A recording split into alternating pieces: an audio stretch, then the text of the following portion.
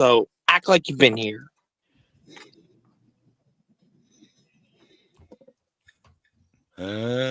Quack. Quack.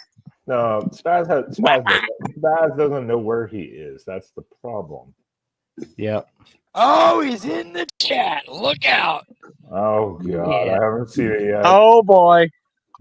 What is going on, everyone?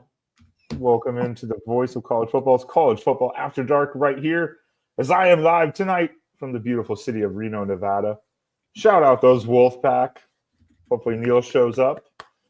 We're going to get into some fan base meltdowns and the team and the weekend that it was. But as usual, please, one by one, the guests, tell everyone where they can stalk you and who is making that awful sound in the background. I have no clue, but they can find me on Jackson Johnson 979 on YouTube. They can check me out on Jackson BOCFB on X or Twitter, whatever you want to call it. They can also check me out on Instagram and Threads at Jackson Johnson 543908.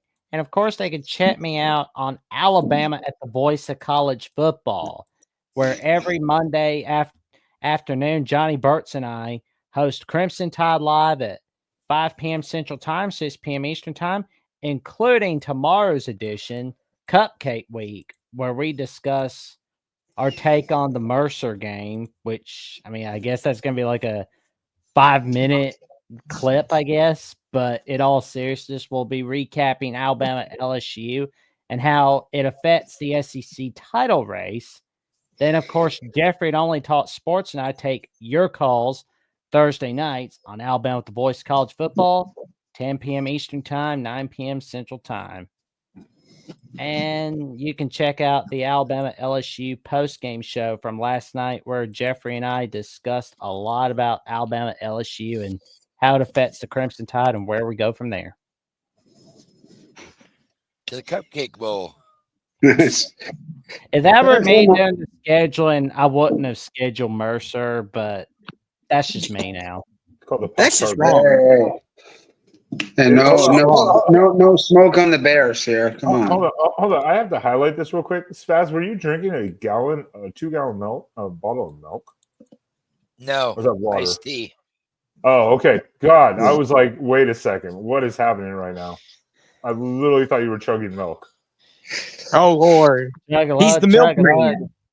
Oh, man. Now you got me thinking about that Roger Miller song, Chug-a-Lug. Like, I love that song. Milk does go good with cupcakes. Chug-a-lug, chug-a-lug, give a little howdy-ho.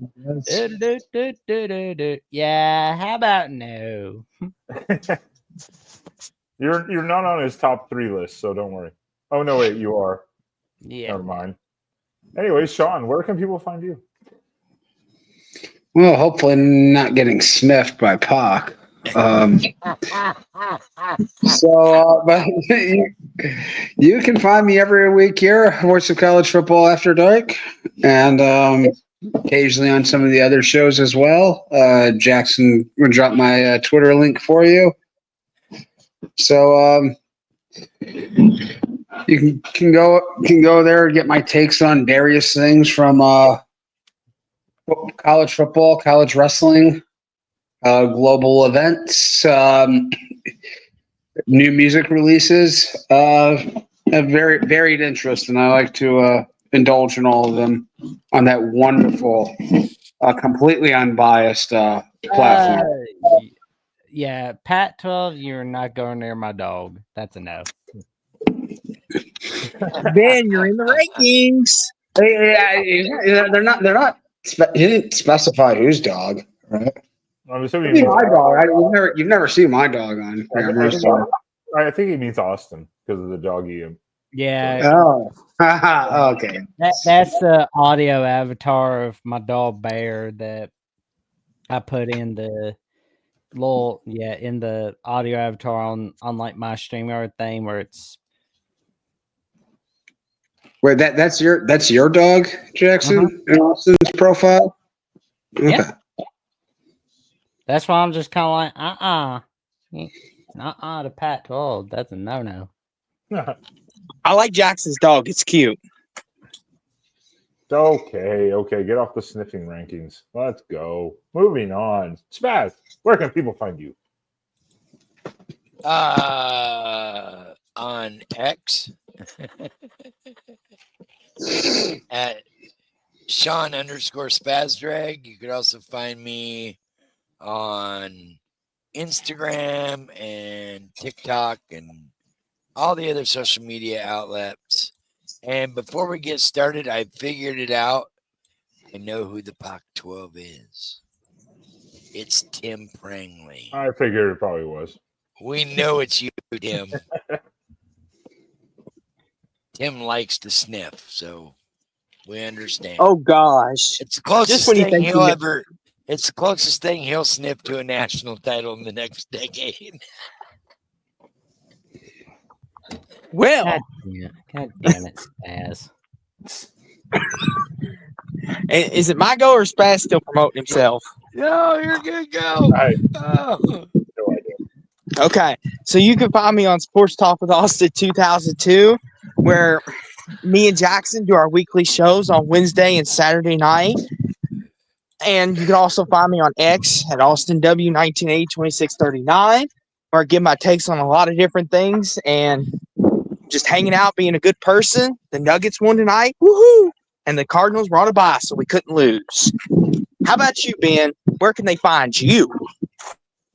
Well, you can find me here. Of course, every Sunday is available. Again, I'm in Nevada, so I'm still here doing this for you guys. You can find me with Spaz weekly on the Wednesday show and the postgame show for the Oregon Ducks. And you can find me on Exploring with Ben and Sam on YouTube and tomorrow night on our live show over there, which is extremely R-rated. It got me demonetized. So that should give you some insight. So, yeah. Let me get to some of these chats here quickly because I want to do it. Yes, Jim R., as customary with this show, after an embarrassing 6-0 loss last week, Merrimack mercifully had a bye week to recover and recuperate this weekend. So shout out to Merrimack Warriors. Huge game coming up this weekend. They have the closest thing that they have to a conference title game on the line. They are facing Sacred Heart for the FCS Independence Championship. So, so I mean, has game day announced a stop yet? Because this might be a prime contender. They're going to Tennessee, Georgia. next week. Yeah. Unfortunately, you can only find that game on whatever the hell NESN is, Northeastern Sports Network, maybe, and ESPN Plus. So that's a shame. That's a shame. What? That's a shame. So shout out Merrimack, though. Shout out Merrimack. And I do want to point out, I didn't have this on my radar. I heard about it, but David Greenshield, yeah. Shout out to Ben Herbstreet's dog. Well, Yeah. I mean, there are some cool dogs he's gonna get to meet in heaven. I mean, that's the bright side. He's gonna get to hang out with my aunt and uncle's dog, Data. So that's a win. Yeah. And just to show the friendship between Lee Corso and Kurt, Kurt broke down live on stage, and of course, Lee Corso was there to console him. That's just like what friendship is all about. Even at your weakest moment, that's what friends are for. It was a beautiful thing. Yeah, and then Corso with the epic, fuck it, puts the other head on national TV. Oh yeah, I always love it. Where he said that, and that was in 2011 when College Game Day went to Houston, SMU at Houston, the week before rivalry week. Yeah, that was. I mean, I think I'd seen some updates about it, but then all of a sudden, the last couple of weeks, it really hit fast. Where they're like, "Yeah, we just had to." Don't let him suffer. Basically, and that hurts when you've had a dog that long or any animal, a pet. That hurts. Shout out Peanut the Squirrel. Shout out Peanut the Squirrel. Oh, sorry, wrong show. Anyways, moving on here. Adam, I'm gonna give you. We're gonna highlight this here in a second. But Jackson, this is a perfect promo for you. Oh, there we so, go. by the way, take it away on full screen, you Alabama fan. There we go. If you love top-notch exclusive live streams, watch parties, predictions, betting advice, and insider looks in all of college football, come on in to patreon.com/MarkRogersTV or become a YouTube member at The Voice of College Football, where you can be on the top show for Sunday nights for college football After Dark, where you can join Ben, myself, Sean Garner, and friends discussing our takes on the latest in all of college football. And let me tell you something, it's a wise investment, especially if you're a college football fan. Stay tuned. The saddest part of that is he doesn't practice that either. That's literally just like on the spot. So let's get to Jackson just sounds like an ad read guy in daily life. He can just whatever he's at a restaurant, he'll just be like, I will have toast with jam there, and hey, some people some people have that skill. It'd be like, I don't know what I should get. It'd be like, well, let me tell you about the menu. And just goes through every option in full detail. Well, gents, I'm glad you're talking about this because what do you want for Christmas exactly? What is something that's on your Christmas list? I want a pony. All right. Is it Disputed National Champions, a historical reset for the 90s and all of college football, written by Mark Rogers? I know it's on my list. I can tell you that right now. If you love this top-notch college football history, especially where you can discuss what happened in the 90s, how the decade changed sport, why the championship results should be questioned, how to critically think through the scenarios, you can appreciate the accomplishments of teams that were not recognized as champions This book provides an in-depth analysis of the changes, controversies, outcomes that defined a decade of college football. Grab your copy now. That scared me because I looked back and I saw that somebody changed the screen. I thought I did that by accident. Oh, I was showing the Amazon thing. I know, I got it. I saw it. I was like, uh-oh, what did I do? Because I'm on my laptop, so it's a different setup. I saw Capital One released their Santa commercial with John Travolta, so that I was like, shit, I better step up my advertising game. Well, speaking of advertisements, and we already got some good advertising going on here, and a little battle back and forth as usual. Adam is always with a nice super chat. Last night I stared at the sky and then asked why. But then my grandma Val told me that in just a few weeks we would be telling Indiana, nice try. Very nice. I don't know if they think about these things or it just comes off the top of their head, to be honest. There's some good rhyming going on here. Adam went through 9 drafts at least before I got to that. Well, but Adam's got competition because, as usual, right back at him with Jim. Crazy Saturday. You barely get to win. Here comes the hate mail. Haiku form 575. You're welcome. Ben, I think I know how they do this. They do it in the Voice of College Football notebook. They write it down, have it prepared on Sunday mornings for tonight.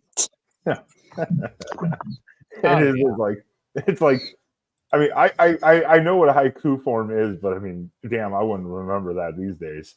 Jesus. Well, there wasn't anything about the Oregon. Come here for football and literature. Yeah. Here we go. All right. So, Damn it. one, one, of course, we're going to keep you in the background to make sure we appreciate you guys for the super chats. Super chats are always appreciated. Helps the channel out a lot. But the easiest thing you can do is, if you're not subscribed, subscribe. And obviously, everyone here, hit the like button. Hit the like button. That helps promote the show more than you know. It's free. It's simple. It takes a split second. Click that notification bell so you never miss another video whatsoever in all of college football. And let's get the voice of college football to 100,000 subs. Can we get Oregon to 2,500? Absolutely. Let's get Oregon to let's have a little race to 3,000 subs. That would be pretty cool. Let's get Alabama at the Voice College Football to 3,000 subs. Let's get Oregon at the Voice College Football to 3,000 subs. I don't like the chat right now. They're being sentimental and then being douchebags. I don't like the chat right now. Ben, this is a loving show. We love each other here. Well, it's like this, Tim. Well, we don't have any disputed national titles because we don't cheat and we don't do bad things like people at University of Suck College does. Whoa. Well, I'm not saying anything. I have no contribution or part in this, so don't look at me about this. Anyways, I got no I don't got titles. Moving on. Let's talk about the topic of the show tonight. Obviously, we're going to talk about games a little bit too. What team so far this season, but especially this last weekend, because the greatest thing about college football, I'm sorry, I was trying to watch NFL earlier while we were traveling and flying, watching like DirecTV. We were in some bars trying to watch some NFL. I just cannot get into NFL football. I can't do it. College football is like the thing. And the best thing about college football is the fan meltdowns. As extreme or unrealistic and absurd as they may be at times. What team this last weekend, especially the last couple of weeks, have you seen that's had the most just extreme or deserving meltdown as a fan base? Now, I did say to Jackson, I'm excluding Florida State because I think they stopped giving a shit after the 5 losses. And they are 1-9 right now. So I think they stopped caring at this point. I haven't seen any meltdowns per se, but Georgia fans have got to be kind of going through it right now. Yeah. That was I mean, like, they get spotted 7 points right at the beginning of the game, and they still get their rear ends whipped. Georgia is on the list. Georgia is definitely on my list of one of LSU for me. Oregon State too, because they were their fan base was so mad because what's wrong? Half the stadium is empty, and we're only 38,000 capacity. And they lost, and then they lost, and then they lost. That's why your stadium's half empty. Oh, Jason O's got a comment about Miami. Yes. Yeah, that's a good one. Yeah, Coach Coop was silent for like 10 straight minutes on his stream after the game. And this is more a fault of delusion of the Miami fan base. This isn't just like, hey, you take a couple hard losses, or this is a delusion of the Miami fan base when everyone else literally was saying, your defense sucks. Yeah, I was trying to troll last night, only for 5 minutes, and I got brought up on panel and got told, "You cannot troll. I will kick you out." And I mean, this is I mean, like they've been flirting with danger the whole year. Yep. I mean, it's not. I mean, it's not like you shouldn't have seen this coming. I mean, it may have felt like it was going according to script because you've had so many of these fourth quarter comebacks. But Cam Ward is not Jesus, so they should have had 2 other losses easily. At Cal should have been the first one, and Virginia Tech. Yeah, and Virginia Tech. Yeah. Don't forget about us. We had them on the ropes too. Virginia Tech, I could go either way on that one, but definitely Cal. But still, that was playing with fire. Let's put it that way. I mean, so I know many. go for it, know Rob. many people. I was just gonna say, I know many people have said if it wasn't for Cam Ward, Miami would be 4-4 right about now, and then they would really be melting down. Yeah, Yeah. probably. No, then they just wouldn't care. They would be out. They would be out at the beach. There's no way they can screw up the Wake Forest or Syracuse game, but who knows? Anything can happen. I feel like the ACC's playoff hopes and having more than the conference champion may have just taken a dent, which we don't know what's going to happen. But I think SMU, they're definitely going to need to win out for sure. But I think they're going to need BYU to stay unbeaten. Well, let's get into BYU here in a second too. But No, I because think if SMU wins out, they're undefeated and they win the conference champion. Well, regular season, and then they lose it. Yeah, And if I'm they talking win about their SMU getting into the playoffs. yeah, if they win their title, they're automatic. Well, yeah, but we're when you say win out, that just means regular season, Spaz. Mm-hmm. Oh no, Yeah. when I say win out, that includes your conference title. Well, I know, but then you have to say win out and win the conference. Yeah, I was talking about like at large spot for an ACC. Oh, no way. SMU. No way. Well, I don't know. It's possible 11-2, especially if BYU just kind of runs the table through the conference title game. They'll have just two pretty good losses, assuming like they lose to Miami. There is a path to win that large bit, I think. I don't know that there is for anybody else. It's Sean's background. Maybe Miami, but yeah. John, are you moving his shit around or whatever? He always is. Yeah. That's why. He doesn't know what a stationary laptop or desktop is. He has no clue what that is. No, he only has a phone. No, this is not for He's this got is no money for that. tablet. Yeah. So Miami, what's funny is there were some meltdowns. What's funny is Miami fans immediately just disappeared. So actually, the meltdown wasn't that bad because Miami fans, as usual, just dissipate because we're not Miami fans. What are you talking about? But yeah, let's get into it because we have Matt Ritson here. Utah AD. This might be one of the first times I've seen an actual AD completely trash in a conference officiating crew. This might be the first time. I don't know. It's probably happened before, but this is the first time I can recall. And then FSU, let's go 3 assistant coaches that I saw earlier today too. Defense, offense, and was it special teams or like O-line? Something like that. I know the wide receiver coach, Ron Dugan.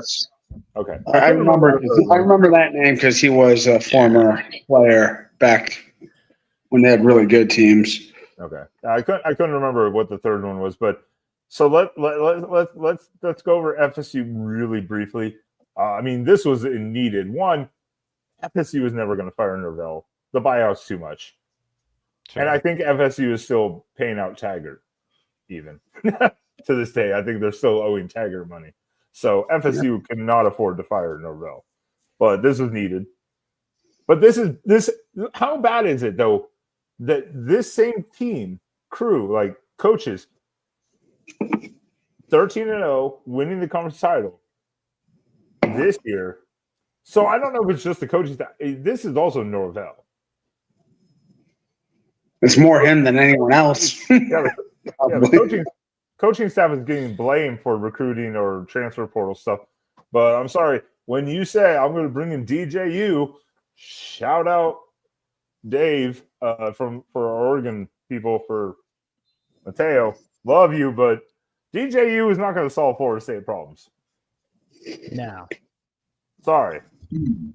I'm wondering, is he on the team? Is he on the team anymore? Because they went through. I think he left. He left, I think.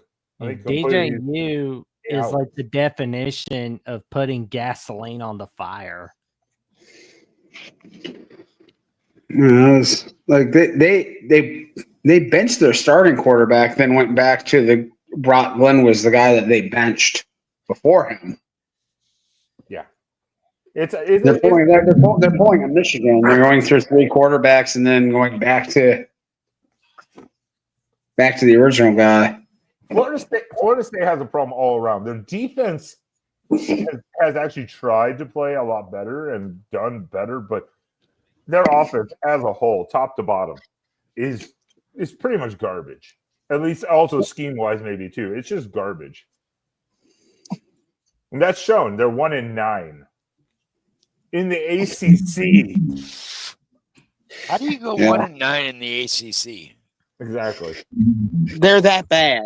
And the thing is, I'm at the point now where I think it's just an organizational thing, because I agree the coaches deserve a lot of this, but as players, you also have to take accountability and play your hardest. Even if you know, we're going to get run over, at least try. And like you said, Ben, the defense is trying, but the offense, they can't even complete a pass. They got picked off 4 times yesterday. I mean, we already had FSU as a dumpster fire as a title one show, so that's why I wasn't going to pick on FSU. That was after like 2 or 3 weeks. Yeah, and I just want to know how you go from the brink of the national championship game, from going in, should have been in the Final Four in my opinion, and then you go 1-9 the next year. What? Yeah, abysmal. Simple. Unacceptable. I don't care how much money you owe. You should be out. That coach, not only should the assistants be, but the head should be gone too.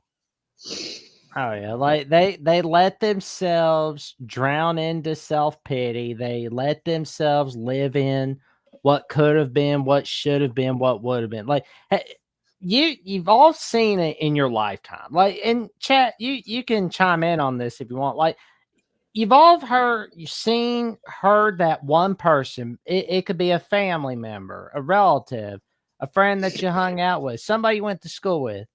They always lived in that what could have been, what should have been, what would have been. Had things broken this way, we would have had this, we would have had that. And it's all they ever think about is what could have been, what should have been, what would have been. That has been Florida State this season, unfortunately. Yeah. Now, the question is, because, 2024 is a wash, but can they rebound in 2025? Or is it just going to be same old, same old? Because it seems like to me, because our friend Spiratits from Florida State, the voice of college football, was like, there's got to be some accountability for the coaching staff. We got to there's got to be staff members gone. What happens? Florida State answers Spiratits' question by saying, you know what? We got to make some changes. You're out of here, OC. You're out of here, DC. You're out of here. I wonder though. See, I think sometimes this is just a cop out, though. I mean, they don't have anybody to execute anything. They really. You're watching them play like nobody. I mean, nobody on that whole team stands out. Nobody's making plays. Well, and I wonder. Both sides of the line of scrimmage suck balls. What can you do? I mean, I think that's the troubling thing is that they've been so portal reliant. Their high school recruiting has been so beneath standard for a program of that caliber. Yeah, what do they have? They're now becoming like having to become Dion with Colorado, but it took them 2 seasons. They're going to have no high school recruit for the most part is going to be like 1-9.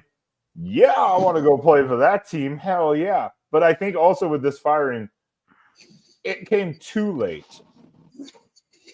Like, they held on to this staff for too long. When they were like 1-5 or 1-6, Norvell should have been like, you're out. This is not working. We're not doing, you're not recruiting, whatever. As a whole, at least put the foot down. To wait 3 to 4 or 5 more games was probably ridiculous and not a good sign. Well, they do have a reprieve. They've got a battle of 1 and 9s in a couple weeks with Charleston Southern. So, oh, please, FSU, please just take a knee and lose that game. I will absolutely love it. Absolutely love it. All right, yes, FSU is a complete dump. I mean, it's not a dumpster fire. That's a factory. That's a factory fire. Now I'm kind of wondering what network we'll see Florida State on. Will it be on ACC Network or the CW or ESPN Plus? The CW. The CW probably, yeah. I was thinking Disney Plus. They could try it, or put that on like Disney Channel after the latest Phineas and Ferb rerun. Could you imagine being in a fly on the wall for that conference meeting? Who wants Florida State? You wanted ESPN? You wanted ABC? No. Here's CW. We're up. Oh, shout out a game they're always usually fighting over each year to broadcast, and now nobody's gonna want it. I want to hit a super chat and then recircle back as we were talking about another one. But I wanted to bring up a stat that I saw this weekend. Every Florida school lost this weekend, except for, I believe, FAU or FIU because they were on a bye. Yep. Well, yeah. Even FCS lost. Every Florida school lost. Yeah, school that was playing. Yeah, exactly. The only thing left to save the state of Florida right now is the Dolphins tomorrow night on Monday Night Football. No, this is a college football show, sir. That was all Florida. It's not just the college. It was college and pro. So eat a bag of you know what. So we just jinxed them. All right, cool. All right. Anyways, let's circle back. I want to get this one and then circle back to the other super chat that we had written to answer a question. But had him again here last night. I said hi to a girl named Val. She said, "I'll never be your gal." I said, "What the heck?" She responded, "Because you're probably worse than Carson Beck." Oh, it's a great interlude back to the circle back of the question that was asked. Adam, you got to stop writing these out in beforehand. You got to stop doing it. Because what has happened with Georgia? I would like to say this. I don't know if anybody watched it, but did you all see Carson Beck was smiling while they were getting beat? If I'm a head coach, I would be chewing their butts out for that. You don't smile while we're losing. Act like you care. Well, at the same time, I get it because he also knows, like, I'm not getting any help because that O-line, Ole Miss was tearing them apart.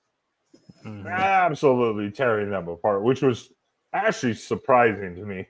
Oh, shout out Lane Kiffin bypassing the SEC new rules of, hey, you can't fake injuries. Send out the squirrel. Send out the squirrel. It's a delay of game. Shout out Lane Kiffin. He's above and beyond, man. Yeah, how about Lane Kiffin went in there and destroyed Georgia yesterday? Absolutely destroyed them. Carson Beck. What happened to Carson Beck? What the hell is that noise? That is Sean banging the table out of frustration. No, it's not. Holy shit.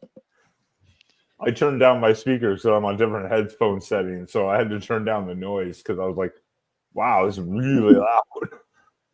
Sounds like he's moving the whole table. But yeah, what has happened with? Is it just Carson Beck? Is it play calling? Is it the O-line? What has happened? Because Carson Beck last year, it's the whole team. Looked good, and now this year he got the pussy, and now he's stuck on stupid. Typical college kid, and now he's lost. He's retarded now. Well, you can't. They also can't run the ball. Yeah, they got no run game this year. They don't have any receiver. They don't have any weapons that they can reliably count on. You can't be thinking about that poontang when you're on the field. That's a no-no. Unless it makes the play better. I'm sure it does for some. I mean, there is just a massive might be amount of problems in that system. Like, Jason O's got a good one. Beck kind of looks like a malnourished chunk from the Goonies.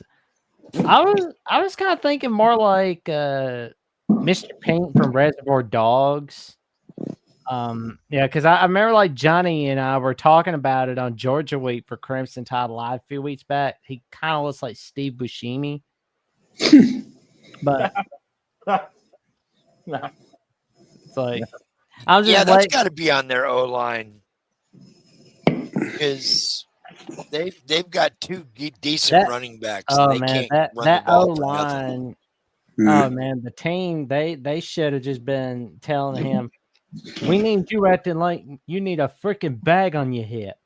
And they lack discipline too. It's really bizarre, and this is what's really confusing me about the SEC this year. The SEC this year, and I want to circle back again to the other super chat to talk the comment. We haven't gotten to them really, so I don't want to forget. But the SEC this year is what I see as people have made fun of the Pac-12 for before, is just cannibalizing itself. Everyone made fun of the Pac-12 years ago, like, oh, you guys just beat up on each other. You don't have any stand. Well, that's the SEC this year right now. The SEC is just literally beating itself. Like, hey, I'm going to punch you in the dick this week. Well, I'll do it to you next week. Kind of thing. Yeah, there's a lot of parity this year. I think a lot of it has to do because of the 12-team playoff, because everyone's like, okay, we can lose a game, we're still in the race. Whereas the 4-team, like the SEC by now would almost be decided who would be playing in the title game. And most likely the Big 4 would be too. But now it's like every conference is all of a sudden crazy and wacky. It's no longer, it's just the Pac-12. The Pac-12 doesn't exist anymore. How dare you speak their name in vain? It's definitely not the Big Ten. It's pretty clear who the top teams are there. The Big Ten at least is pretty solid, but the SEC, but Georgia itself, there's something. God, they're still technically in the playoff race. Let's not forget. Oh, Georgia. Oh yeah, I was going to bring that up. They played Tennessee this week. They played Tennessee this weekend. Are they playing for their playoff lives here? Because I think that will almost for certainly eliminate them. Well, the SEC is multiple teams are on life support right now. They're definitely on life support. Let's put it that way. Unless they get to the championship and win it, they're on life support because now most of the teams have 2 losses.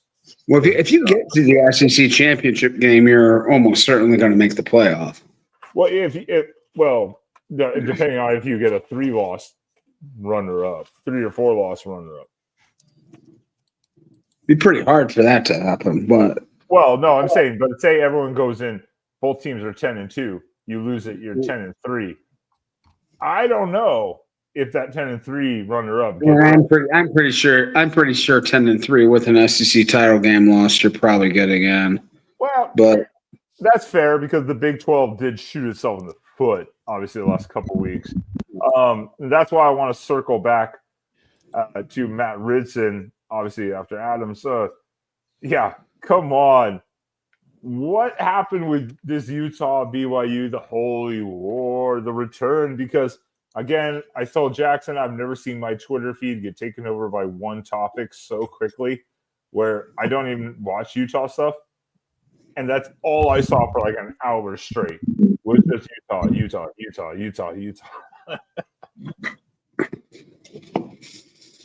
Well, I mean, it was stupid. It was a dumb penalty, but it was the right call. I don't know what this AD is complaining about. I mean, that was a hold. I mean, probably didn't affect the play, but it should be called.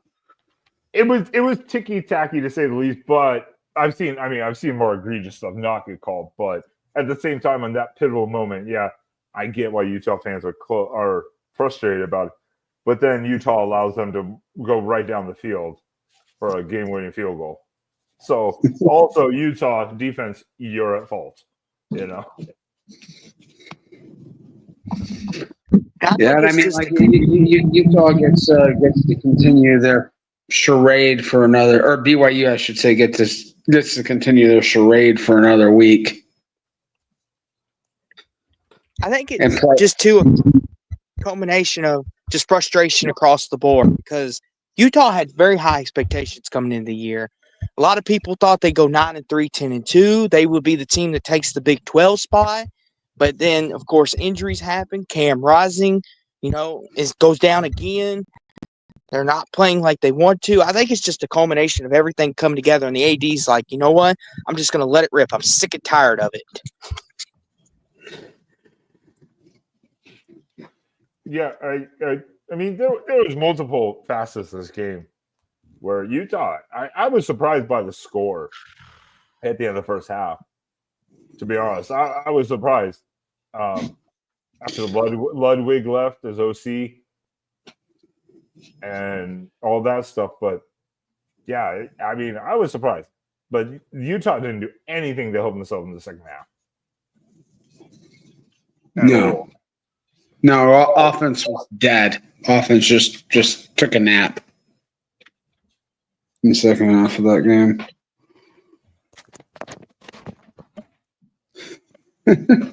Oh, of course, Tim. You cry. Cry, Tim. Lincoln Riley is still 0-3 against Utah. It's the second straight win for BYU against Utah in the Holy War rivalry.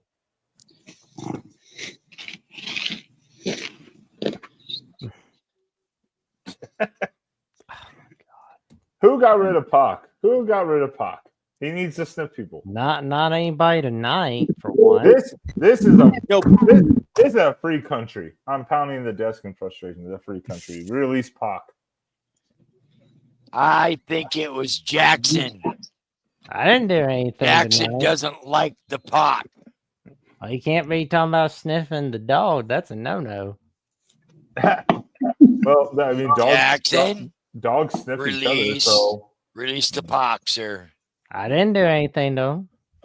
Yeah, you got them touchy fingers over there. We know.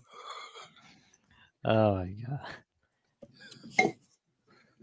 So what are the fan base this week is melting down? Because I do go to it's not as severe as some others, but Michigan continuing to melt down over very poor coaching decisions. Oh yeah, they were in their feels in the post game last night. I didn't for sure. I got an underrated one. How about Iowa? That's a good one. What? We have not seen Erica. This is true. Yeah, how do you lose to UCLA? I mean, now UCLA hasn't been getting better. We gave a shout out. UCLA's won 4 out of their last 5 games. Yeah. They're on a roll. They haven't getting better. Have they won 4 games total this year? They've won 4 out of their last 5 games. They were just talking about it earlier. Yeah. Okay. ESPN. Yeah, they have figured it out defensively and apparently offensively. The enemy has finally gotten comfortable with Garbers vice versa. They have started to figure it out a bit. They have started to figure it out. Yeah, so three in a row: Rutgers, Nebraska, Iowa. Yeah. So Eric Bieniemy is the OC of this team, of course. So does it help them go back to the NFL if UCLA was to, let's say, win out the rest of the regular season and then the bowl game? I think he stays for like another year and like really hones his craft a little bit more. Like proves that he's a play caller, kind of like gets out of the Andy Reid type of shadow. But I mean, they're doing good. Yeah, UCLA is doing really good. I mean, and that UCLA was UCLA was a dumpster fire at the beginning of the season. They were made. I thought they might be the worst Power 4 team in the country at the beginning of the season. Of course, they got absolutely. Part of that was getting absolutely trounced by Indiana, which we could see like, yeah, that's not quite as embarrassing now as we thought it was then. Yeah, that's fair. That's fair. And I got to give Deshaun Foster his credit and love, because most any other coaches, you give them that schedule that UCLA had, Lord have mercy. I mean, I ask Jackson all the time, what did UCLA do to deserve that schedule? Good grief. Wow. I didn't even have Florida on my radar, but now I do, George. Thank you very much. As we're talking in this show about this, we'll get to Florida in a moment. Deshaun Foster, he also seems to be much more confident now. Now maybe that's winning too, and seeing the team build around and their staff come together. Because the first couple press conferences I saw from him, this man was like, well, things are just how they are. Now he's like, hey, we got to look at this stuff. I'm like, hey, now he sounds like a goddamn coach. Now he sounds like a coach, At first I was like, dude, this guy's so underwater.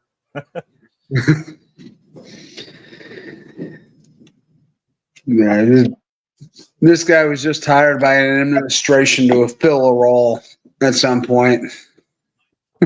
They just pretend like we have a real football program, but now they do. Now it looks like they do, right? They kind of remind me of Northwestern last year. I mean, Northwestern, pretty much everybody thought after Fitzgerald got fired and taking over, interim coach taking over a 3-9 team. Oh, they're dead. They're going to lose every game by 40 points. And then they just kept getting better, and they ended up going to a bowl game and winning it. So, maybe UCLA has that kind of destiny in their hands right now. Let's take a look at UCLA's remaining schedule here. Not too bad, if I recall. No. 3. I mean, like if you can beat the likes of Rutgers, Nebraska, and Iowa, they're at Washington, home against USC, and then home against Fresno State. So, yeah, they have to win 2 of those games to get more. And that's not too terrible of a. That's not too terrible of a situation. And USC is not necessarily in the. I don't want to say fan meltdown. And obviously, Tim's here; he can talk about it. Oh yeah, USC bench their starting quarterback. And bring in their transfer to start now. Then Milton Moss leaves; he's going to the transfer portal, and yet the coaching staff, Riley, has never said, you know what? Maybe it's my play calling this shit.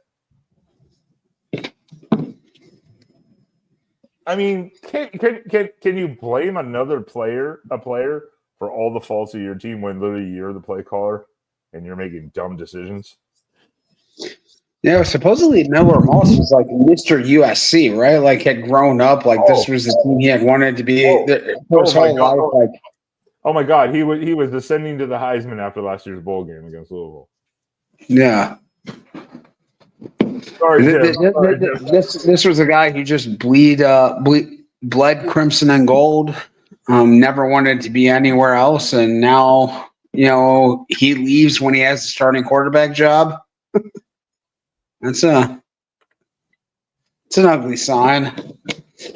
I mean, like just the unbelievable way this team has found to lose games this year. I mean, like they are replacing Nebraska.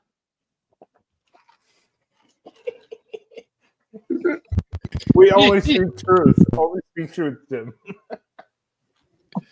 Well, we do speak truths. I think honestly, what really defined USC was that Maryland game. where is your physical toughness at USC? It's 4-1 against Maryland. It's not like Maryland is the 85 Bears here. You could get 1 yard. Lincoln Riley, you are an offensive genius. If you can't come up with a yard, oh my goodness. That was your season right there.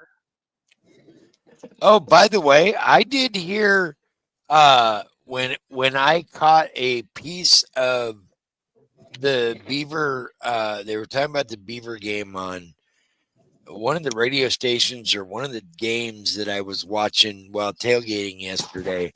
And they stated that the Beavers is still part of the Pac-12. Yep. Yeah. The Beavers in Washington Yeah. State still are the Pac-12. Yeah. Yep. They are. Legally, by law. Yeah.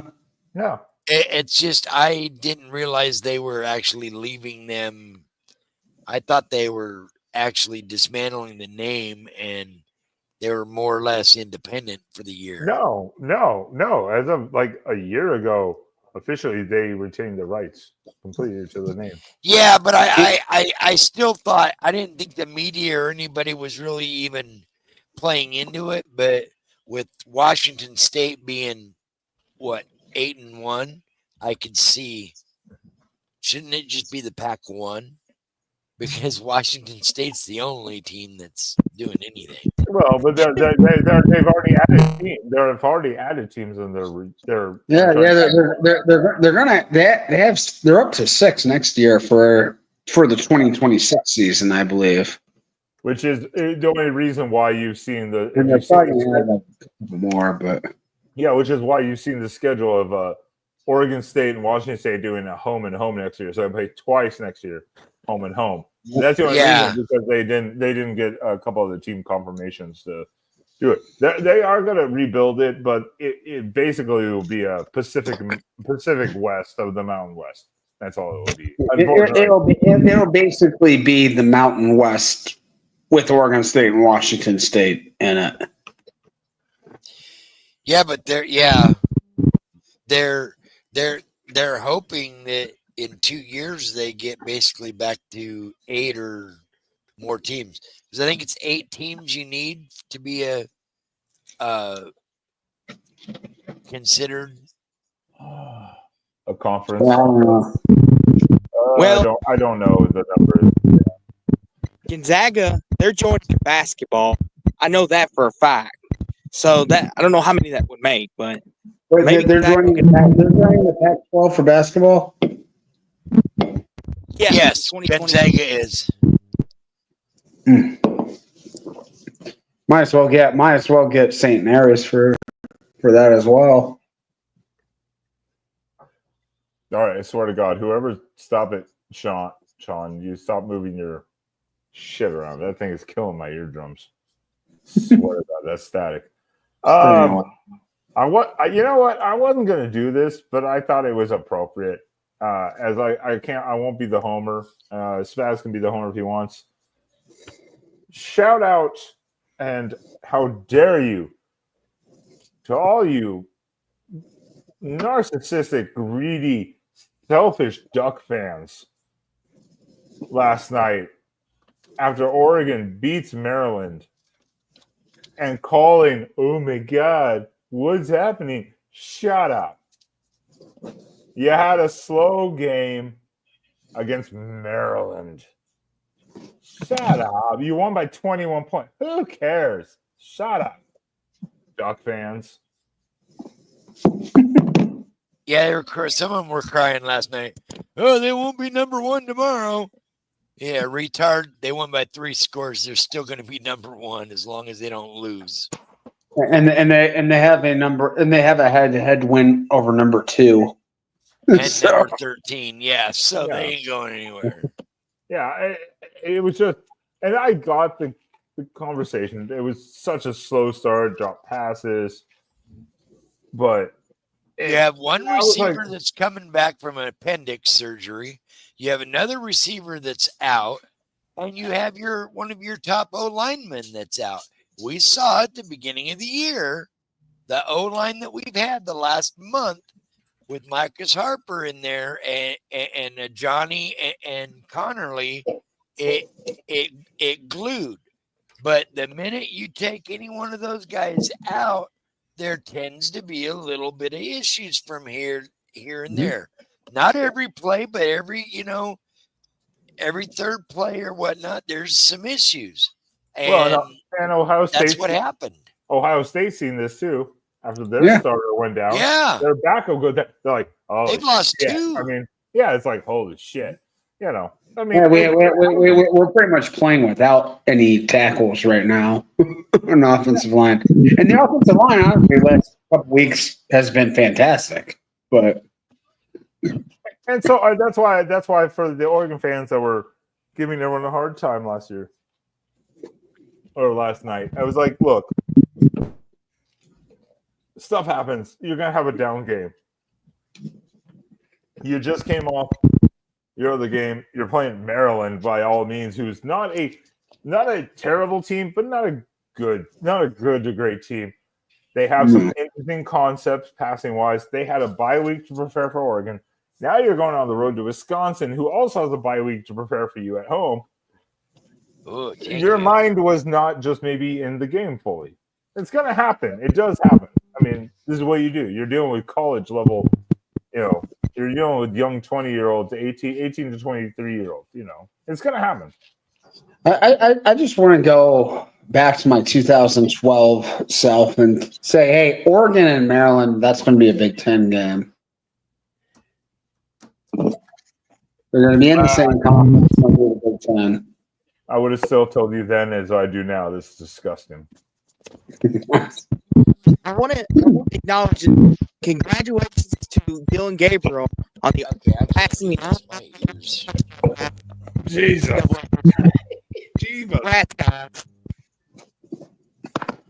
The audio crackling. I do understand what Austin was saying though. Yeah, for Gabriel taking over the touchdown leadership in the FBS record at I think I said on our post game, I said 178, 179, but actually it's 180 now. That was actually the total at the end of the game. 180 touchdowns.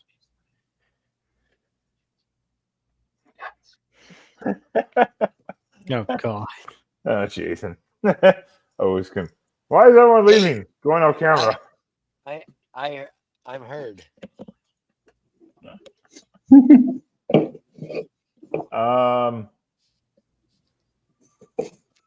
Was there another team that was actually embarrassed? I had to call. I had another team in mind that I had to make sure I shouted out the Duck fans to be like, "Hey, cool it, just cool it." Don't be ridiculous. I mean, maybe Florida fans they kind of got their they kind of got deep pants yesterday. Maybe getting a little cocky. I don't know. Oh, and notably, I'm gonna disappear for a quick second here, but yeah, notably, Florida, way to go on the road and show a presence after your AD commits fully to your head coach, and then you get absolutely. Just, I mean, I can't use the word here on the Voice of College Football, but everyone can imagine what I'm taking. They got absolutely spanked. Beyond yeah. Yeah, 49-17, and it wasn't nearly that close. Oh, man. Like, Florida almost got shut out for the full game for the first time since 1988. Did anybody see that stat yesterday when watching Florida Texas on ABC? No. So, yeah, I mean, at one point in this game, they were down 42-0. You're just so almost all their points were garbage time points. Here, so it would have been the first time since 1988 that they were shut out. Jackson? Mm-hmm. Yeah, 1988 against Auburn was the last time Florida got shut out. So wait, do you know what week that was that they could? Let's see. So that was in October of 1988. Okay, so unless it was in the last few days, that's my entire life. That yeah. This is a little bit. Yeah, so yeah, it was October 29th for that matter. Mm-hmm. October. Okay, so yeah, so I was. It was on. One day, I was one day old the last time Florida got shut out. Oh wow! But Yeah. what? So That you're is, you're just a little bit older than Florida's shutout streak.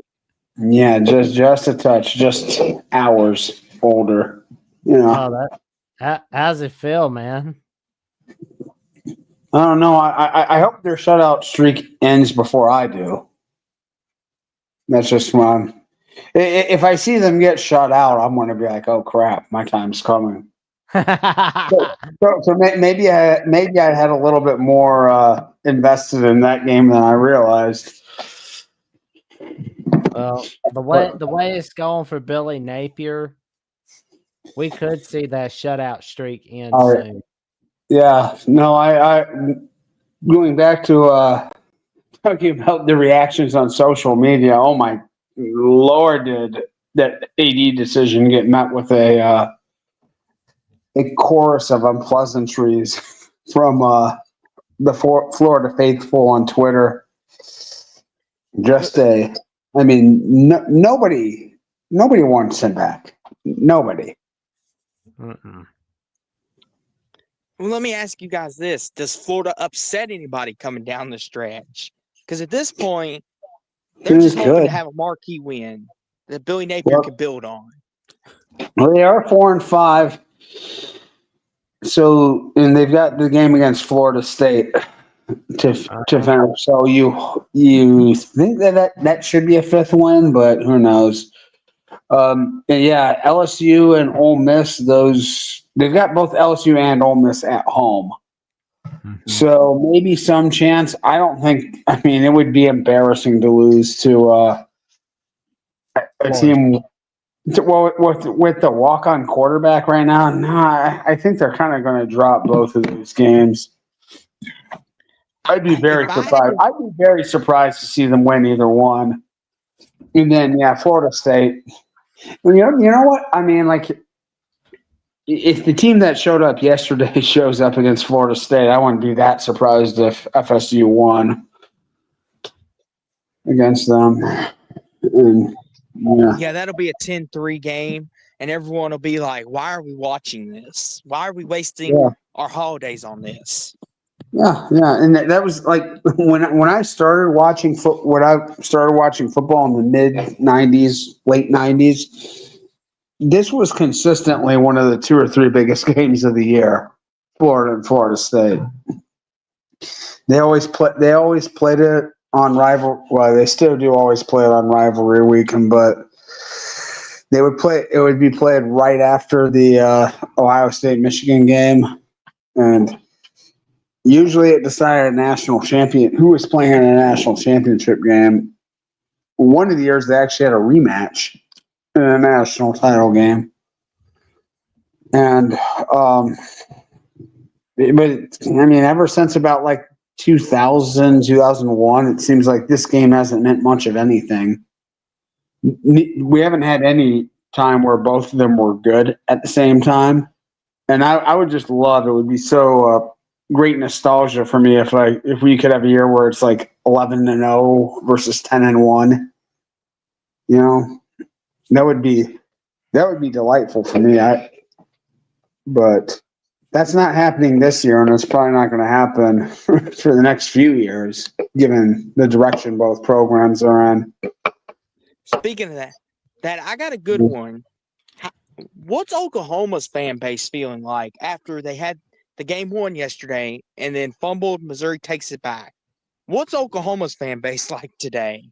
Are they panicking or what? Well, I think you're probably. I mean, you've known for quite a while that this isn't a very strong team. This isn't a good year, and I think the whole fan base is probably anxious to move on.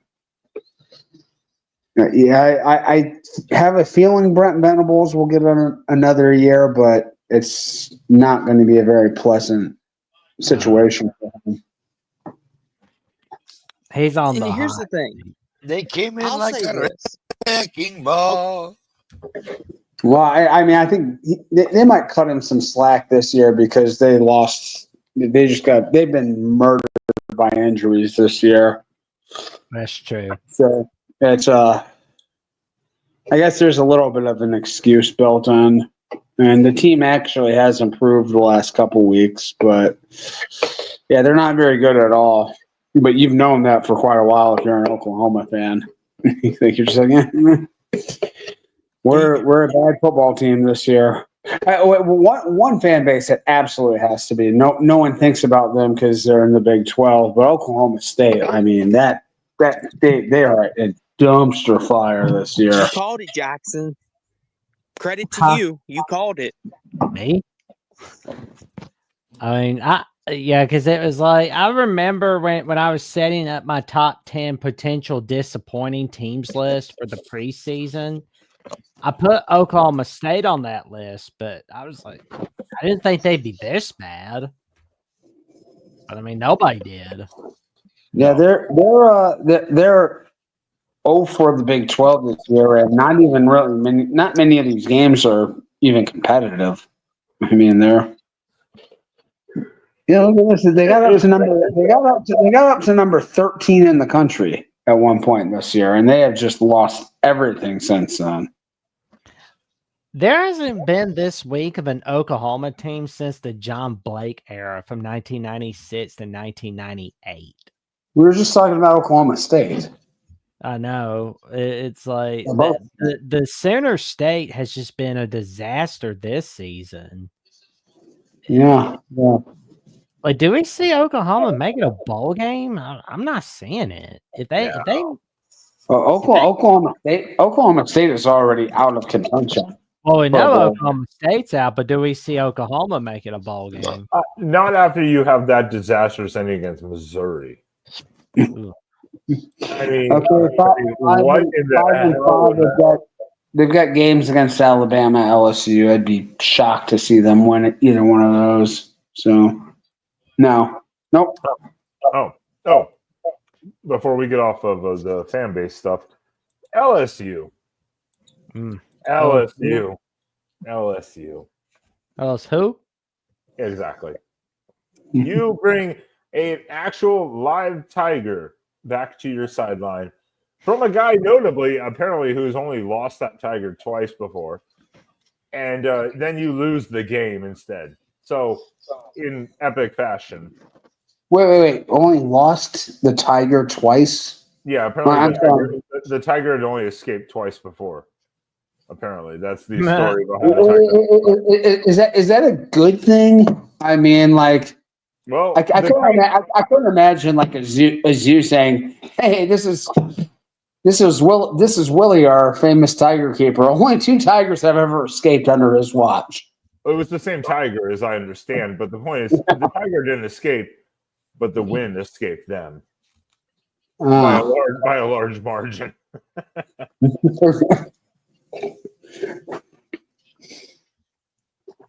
I don't. This is why I can't read the SEC at all this year. This is literally just like, what is happening this year with the SEC?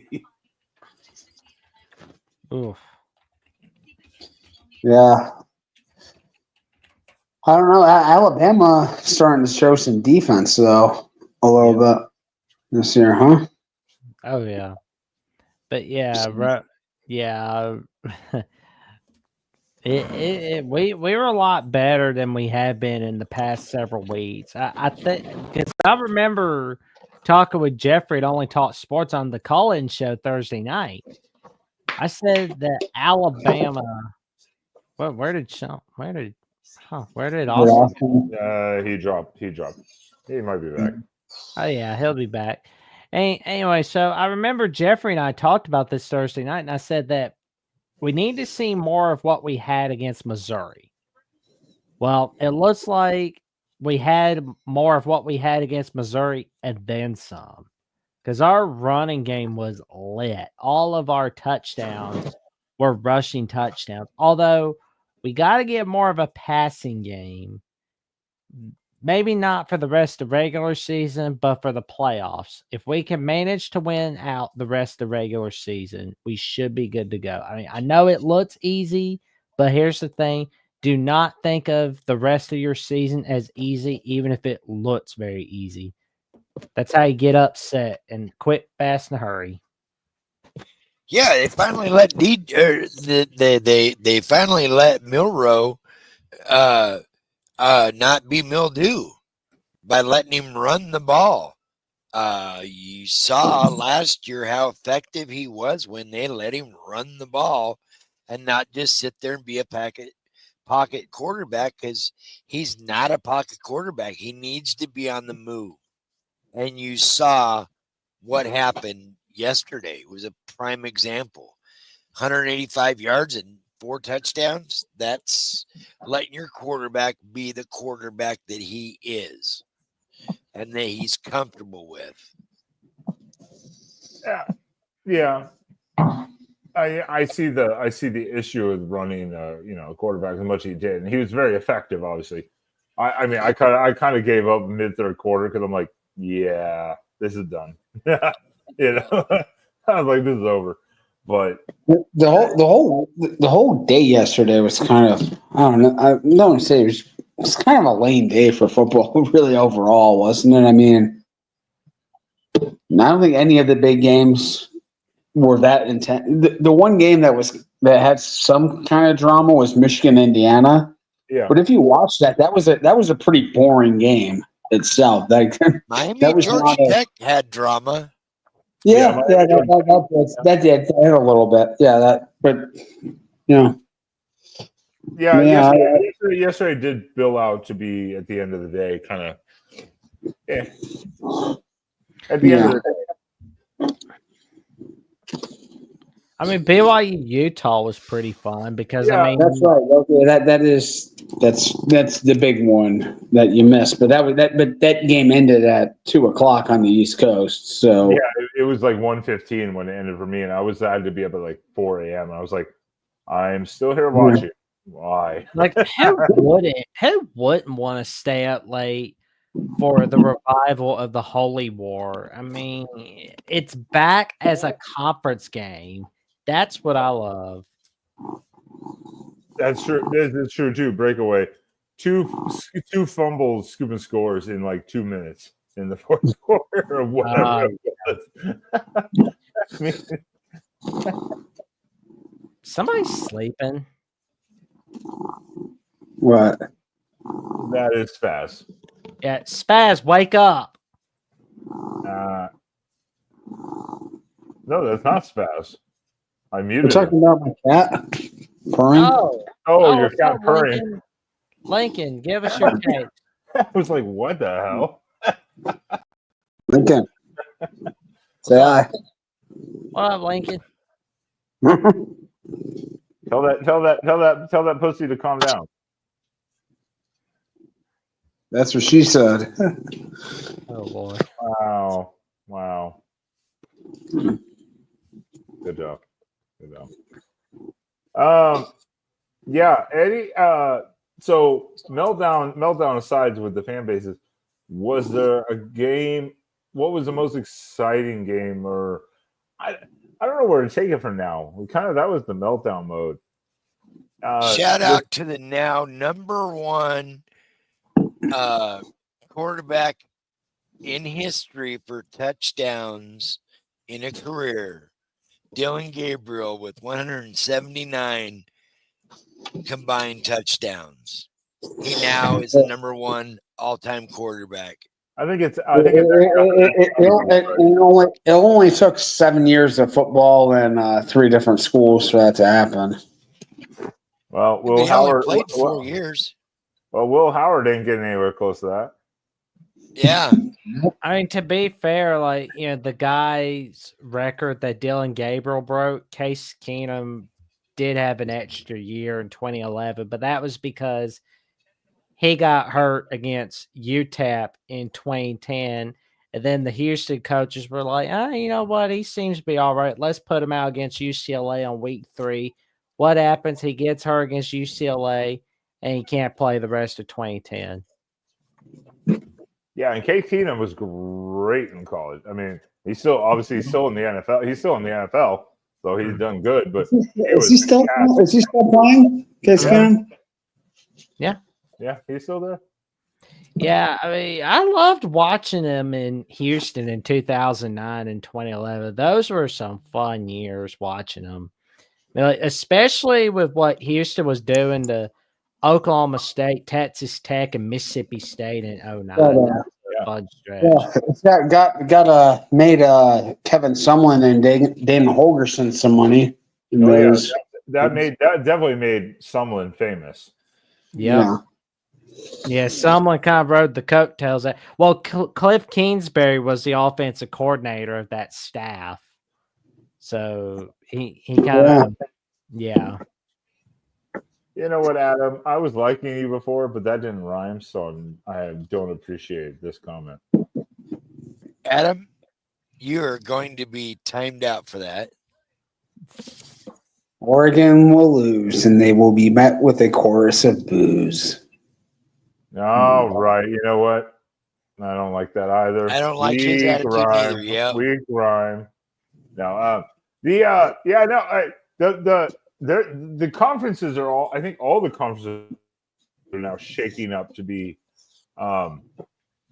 It's kind of anyone's game at this point. I mean, Oregon, Indiana, Ohio State. Obviously, Indiana plays Ohio State. The winner of that, if Oregon just doesn't stumble basically against Wisconsin or Washington, those are locked for the Big Ten title at this point. Well, they would have to lose both of them really right now, I think, right? Exactly. Pretty much, yeah. Yeah. Yeah. Are those Oregon's only 2 games left? That's Wisconsin bye week and then host Washington. Okay. And you can afford to lose one of them, and you're still. And I don't think they will lose either of them. But the point is, it's a tight race. Indiana, Ohio State plays each other. The winner of that game pretty much locks up their bout. If it's Indiana, they lock it up. If it's Ohio State, they lock it up. Do I want to lose the Big Ten title game and host, be the top number 5 host? Or do I want to win and have a bye? It's a tough question. That's a tough. Because I have just had a bye 2 weeks prior. I'll have just come off a bye 2 weeks prior. Honestly, do I want another bye that close? I mean, the playoffs don't start until like December 20th, 21st. So you'll have a couple. You'll have a couple weeks off from the end of the season from the Big Ten title game anyway. Yeah, but still, the point is the Big Ten is it's come down to 3 teams. That's very clear. They're very close. The SEC, just like the Big 12, at this point, kind of is a mess. The Big 12, you've got Colorado. You still kind of have Iowa State. You have Kansas State. And of course BYU. It's kind of a mess. You've got the SEC, who has. Everyone's got at least 1 to 2 losses. The ACC is SMU could win the ACC year 1, and they're not even getting paid revenue from the ACC. So, come on. Are you kidding me right now? Okay, so looking at the Big 12 here, we've got BYU and Colorado both control their destiny. They both have BYU has no losses. Colorado has 1. BYU would need to lose twice to be forced out of the game. In Colorado, they've got 3 games left. One of them is against Houston, so unlikely there, but. Colorado, I'm trying to look at Colorado's schedule here. Don't know why this is not really working here. It's nothing too difficult. The Texas Tech, I think, was maybe their toughest one they have left, and they did overcome it. The score looks better than the game did, but they have to go. They have to host Utah. That game was tight. That game was pretty tight most of the way. So Yeah, exactly. Then they host Utah at Kansas, who all of a sudden has a resilient offense, and then host lowly Oklahoma State. Yep. Yeah. So I don't know. I mean, I think it's probably fairly straightforward. It'll be a little bit of a surprise if it's not BYU Colorado in the title game. And in the SEC is a bit of a mess. Yeah, but I kind of feel like the SEC is going to have 4 teams in the playoffs. The Big Ten, they'll have at least 4 for sure. There's no way. Yeah, we're going to see 4 SEC teams, 4 Big Ten teams. Who knows with the ACC and yeah. So yeah, the SEC, the Big 12, and the Group of 5, which is looking more and more like it's just going to be Boise, which would be interesting. Boise might not be the 12th team. Boise has somewhat of a path to actually host a playoff game this year. It's not that far fetched. And I obviously forgot to mention Notre Dame. If Notre Dame keeps winning out, so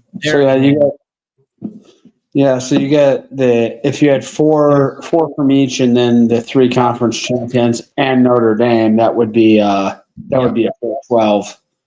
Basically, the SC champ, Big 10 champ, Big 12 champ, ACC champ, Group of 5 champ, and Notre Dame. And then it's all all at large. 3 SEC, 3 Big 10, Notre Dame. Okay, so his mind's melting right now. God damn it! You're interrupting my math here. Yep. No. It's we would have if.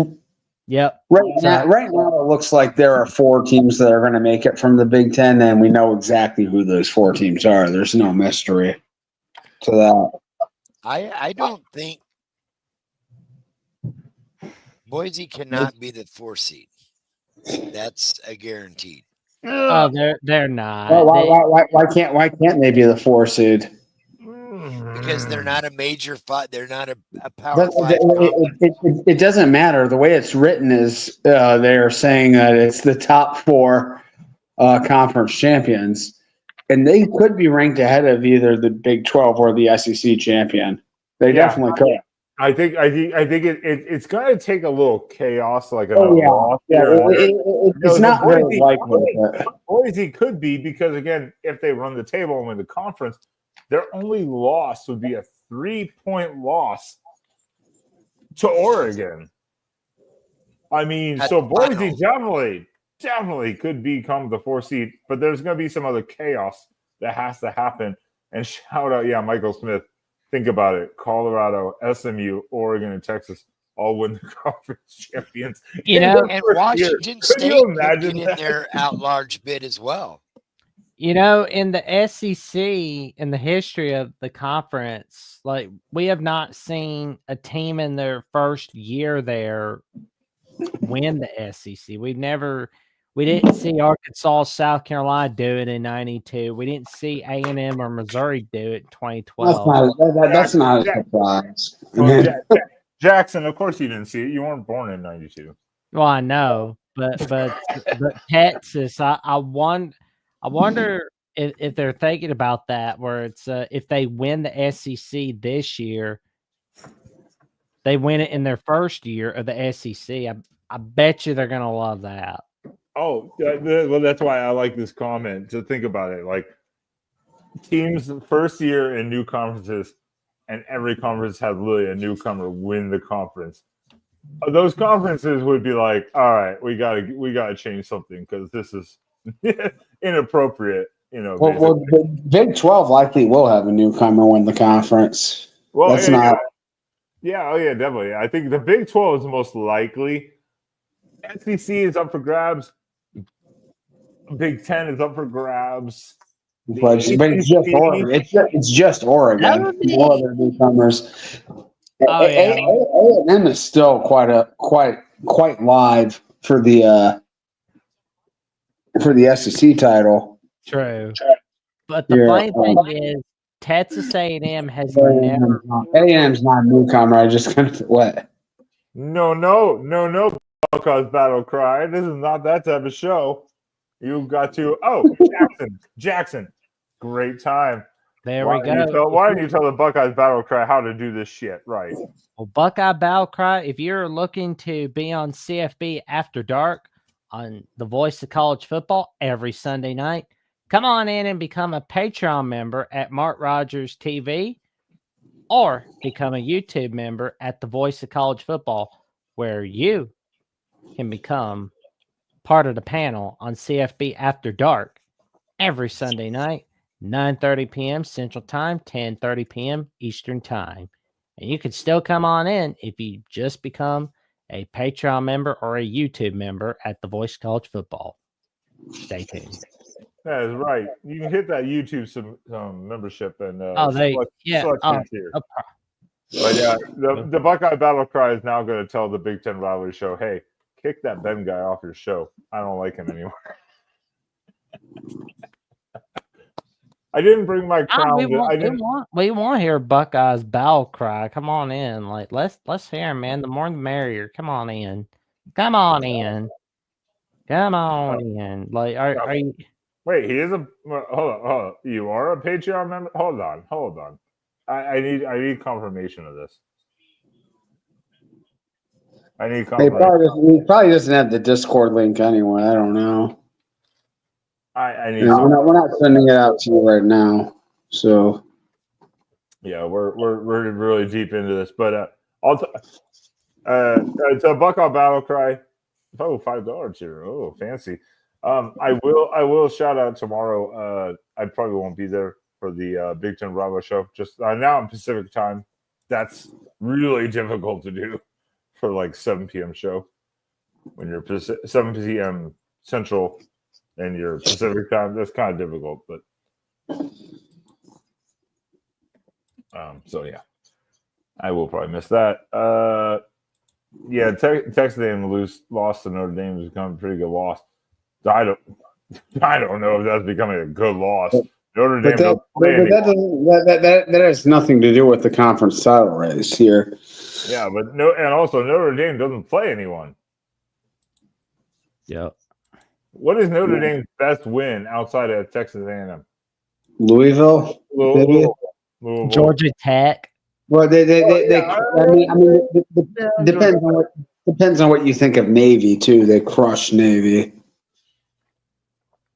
Yeah. You think maybe Army could be a good win? Because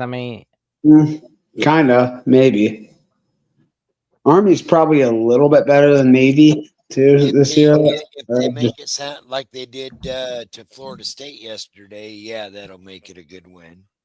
But they're going to have to do. It's going to have to be something like that, 50-3 or something crazy.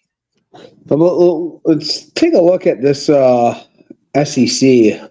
See if we can pull this up, the SEC standings, because this is potentially quite nuts. I can. It's a fucking shit show. Standings. Okay, go fast. I am on the hotel Wi-Fi, so it takes a quick second, but let me see here. There we go. Where's my SEC? They're at the bottom, of course, because they want to be freaking special. I got you. Or they're just low in the alphabet. Good Lord. That blew up too fast. Yeah. I was trying to enlarge it so I could share a screen, and it was like, it just went wild on me. I was like, no, too much. Excuse me. What the hell was that? It was me having a hiccup. Oh, I thought that was Sean. I was like, wow, that's weird. There you go. Ball volume. We got it. Yeah, so Tennessee right here. If they lose to Georgia next week, then everything could be chaos theory here. The cleanest path here is for Tennessee to beat Georgia, and Vandy, then they'll be in for sure. Mm-hmm. Because Texas and Texas A&M both play each other. So even if both of them take care of business the next couple weeks, A&M has Auburn, Texas. Texas has on the road against Arkansas and then home against Kentucky. I mean, upsets happen, but like it looks like more than likely both those teams will remain one loss until they play each other on rivalry week. So the winner of that should get in. But if Georgia beats Texas this week, that just creates a crap load of potential 2-loss teams to fight it out. So here's the scenario. Tennessee loses to Georgia, and next Saturday, on the 55th anniversary of the game of the century between Texas and Arkansas, where Nixon showed up and declared the winner of that game to be the best in all college football that year in 1969. What if we see Arkansas upsetting Texas next Saturday? Like, you think this is a shit show now?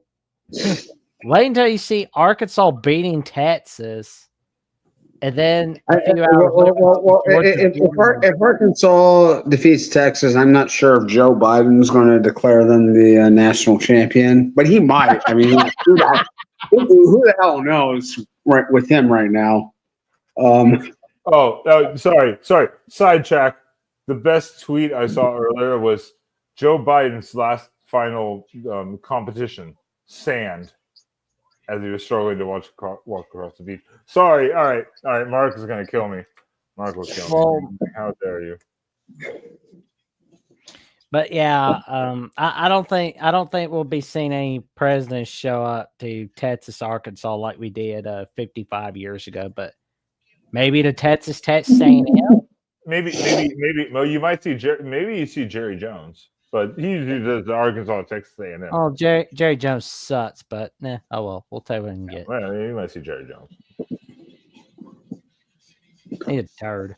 But anyway, the SEC tiebreaker. Ooh, that is a cluster. I have to contradict Mason here because I think everyone on this panel can agree. For the last decade to like 15 years, no one in the Pac-12 got out undefeated outside the 2010 Oregon team, and they're like, because the Pac-12 is not that good. Now the SEC is like, well, that's because we're competitive with each other. We're so good. Yeah. Don't try to pull that Mason on me. I'm not falling for it. It is everything's vindication of how great the SEC is, no matter what.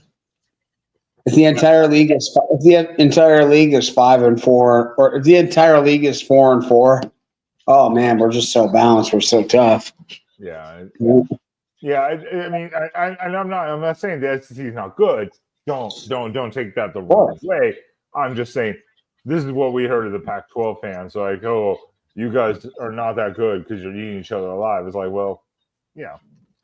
The SEC is Jesus in the mind of SEC fans. Like, it just can't do any wrong. Everything that occurs is vindication of their greatness. Right? That's funny, man. I didn't think about it like that, but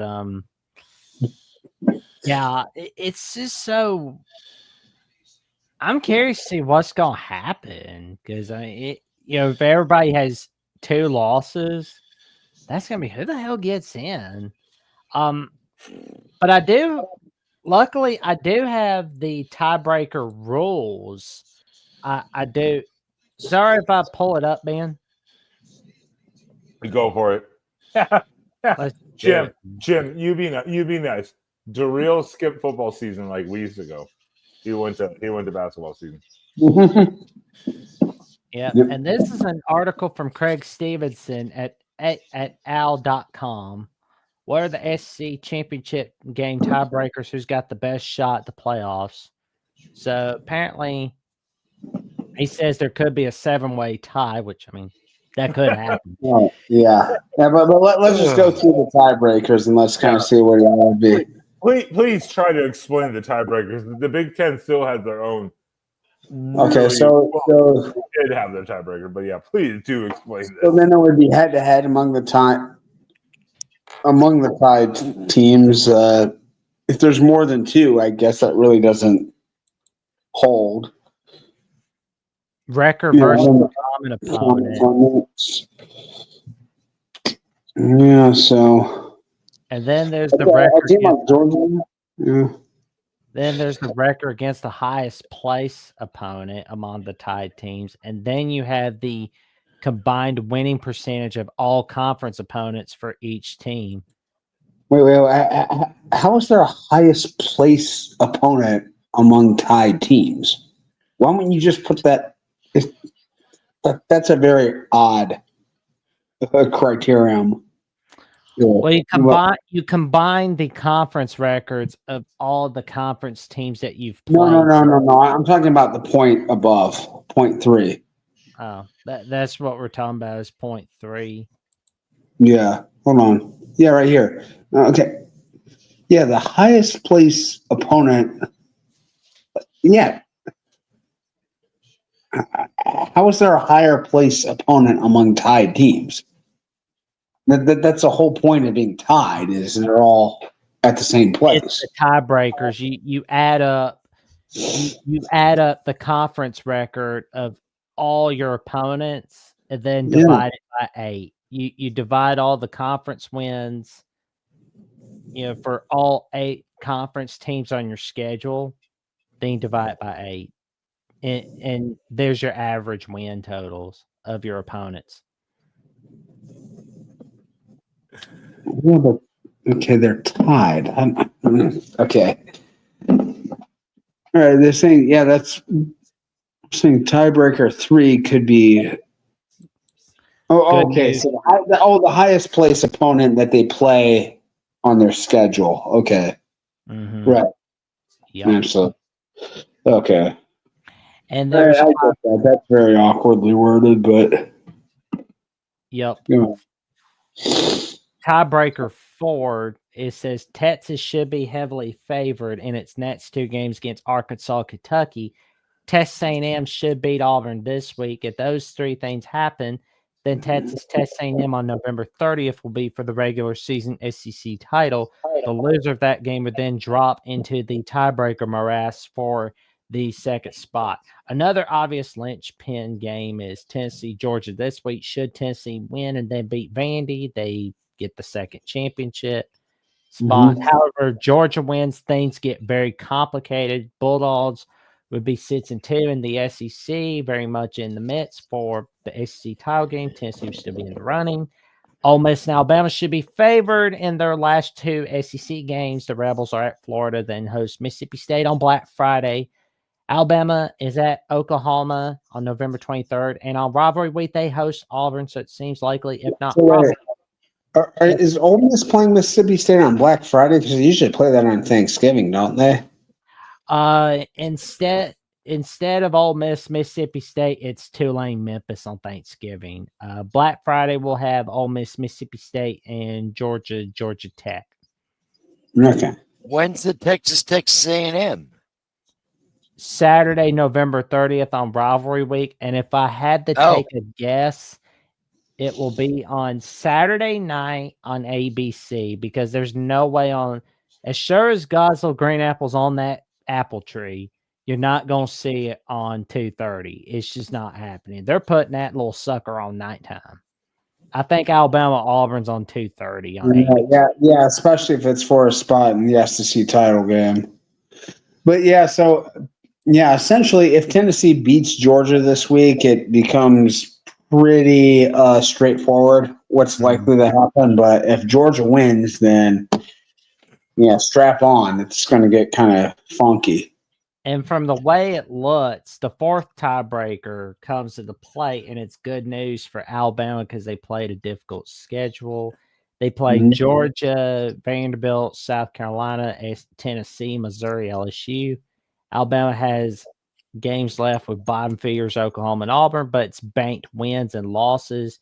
Give it a pretty healthy strength of schedule. Other SEC contenders have 3 or more simply bad teams in their schedule. Georgia's played Auburn, Mississippi State, Florida, for example. Tennessee has played Oklahoma, Kentucky, Mississippi State, and Florida. Man, I'll Yeah, tell you're you, right, Roger. You're right. Because guys like Saban and Dabo, they liked the pre-nil price for players because then they didn't have to pay as much. Well, I can tell you this, gentlemen. Whoever gets in the SEC title game is getting in, regardless of who wins. Yeah. That's what I know for a fact. Yeah, but winning the SEC championship is probably a huge point of pride. Oh, For a yeah. Well, team. it gives you a top 4 host too. Yeah. True. Yeah, it has that benefit to it too, which is obviously huge. But I mean, like just the SEC title. Like if any team wins an SEC title, that's got to be considered a successful season. Like that's one almost that's just a hair off of winning a national title in the South. Like, you know. Yeah. But, gentlemen, we've watched a lot of the NFL throughout our lifetimes. Just Mhm. because somebody is the top seed and they got to bye does not mean they're going to win it all. That's not how it usually works. You play the game. Not at all. Hey, Lincoln. Lincoln, what do you got to say about all this mess in the SEC? Lincoln just doesn't want Hugh Freeze to win it. He's not going to. Well, So, Hugh Freeze is a pervert, so yeah. yeah, so he's probably gonna go celebrate by calling the school phone or something. Be like, got a little Thanksgiving little Thanksgiving treat in my back closet. Want to see it? Yeah, no. But did anybody see Iowa State, Kansas this week? I didn't see it. I was following it. Iowa State kind of fumbling the bag here lately. Yeah, they were undefeated, and now they've lost 2 in a row. Yeah. And to a struggling Kansas team. Yeah, Kansas was always. They're on both. They still have Colorado and BYU left, and I think they're potential trouble spots for both of them. This is a much better team than their record. They're much more dangerous. Like they've got some skill. They can move the ball. They can score points in bunches. They're not as bad as 3-6. Oh yeah. Yeah. I think what we've seen this year is the whole realignment thing. I think you've seen a new energy in certain teams that have disrupted kind of the norm of conferences. If you will, maybe you can put it simply that way. I mean, Yeah. and this is not a shot at Sean at all, but like USC, UCLA joined the Big Ten, helped destroy a conference. Washington, Oregon follow because they're like, well, yeah, we gotta get out of this shit. Now Oregon, and I'm not saying like beat the hell out of Ohio State by any means. I'm not saying that. Some people have said that. I'm like, oh, okay, hold on, you guys need to watch the game. It wasn't that way. But Oregon's primed for a Big Ten title appearance year 1. That has to say something. Yeah. Well, it definitely does. Same as Colorado, SMU in the ACC, like stuff like that. It's like Texas in the SEC. It has to say something where it's like, oh, okay. Oh yeah.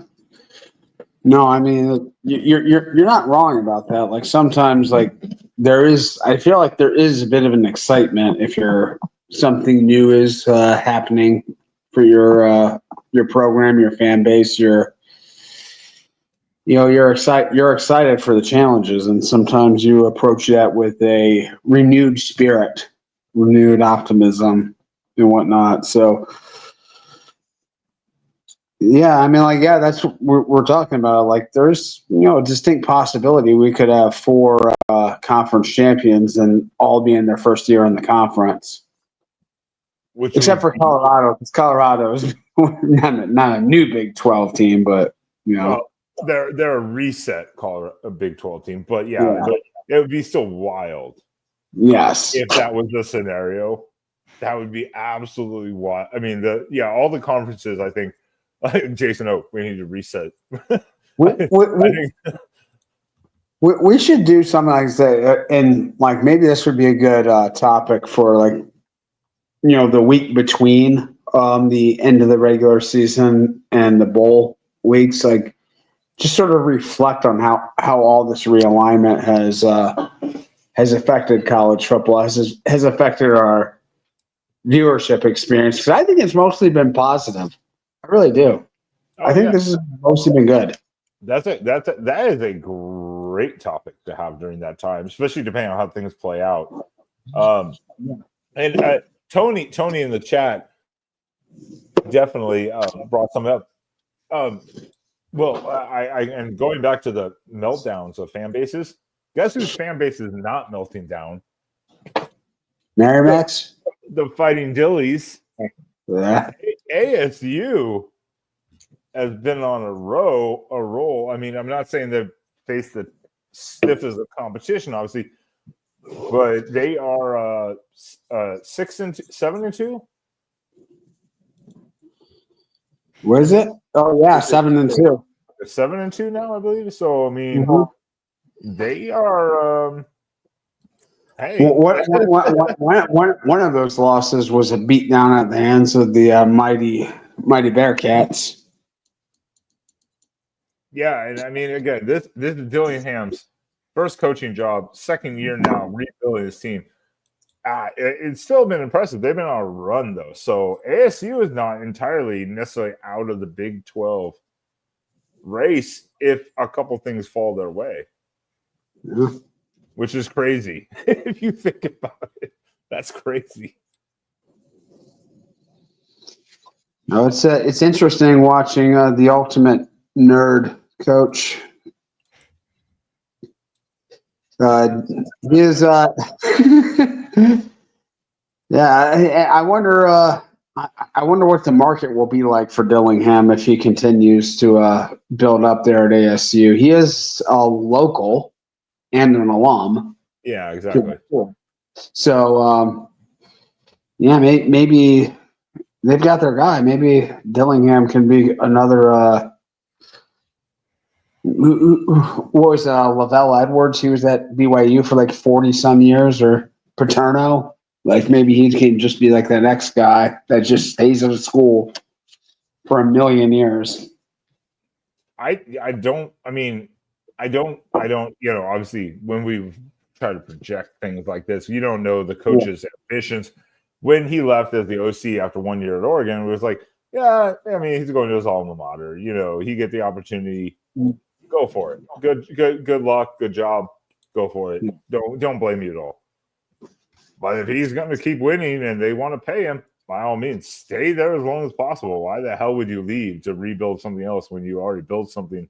At least to be a consistent, say, 7-8 win team a year. And I don't know what ASU's standard projections are, but if you were winning 7-8 games a year at ASU, I would think that for that school, that's pretty decent. And then have their 10 to 11 win seasons every 2 or 3 years, type of thing. I don't know what is Joey. From what I know about ASU is if you're giving their students a reason to drink, there's you're worth it. Yeah, Dillingham. I think I think he might be 35 now. I don't even know if he's that old, to be honest with you. I thought he was 34, but he might be 35 now. He's right around there. Yeah. I thought he was like 32 when he got hired, but it could be wrong. Yeah, so he could be there for 20 plus years, easy. Oh yeah.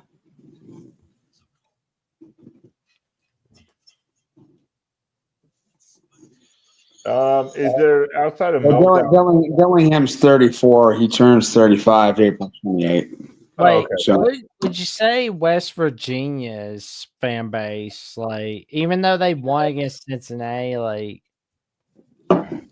that game was so ugly. Don't remind me. They are the most. Cincinnati outgained them by 200 yards in this game. Yeah, four turnovers. They are the most up and down fan base in the sense of like, fire him. He's the greatest. Fire him.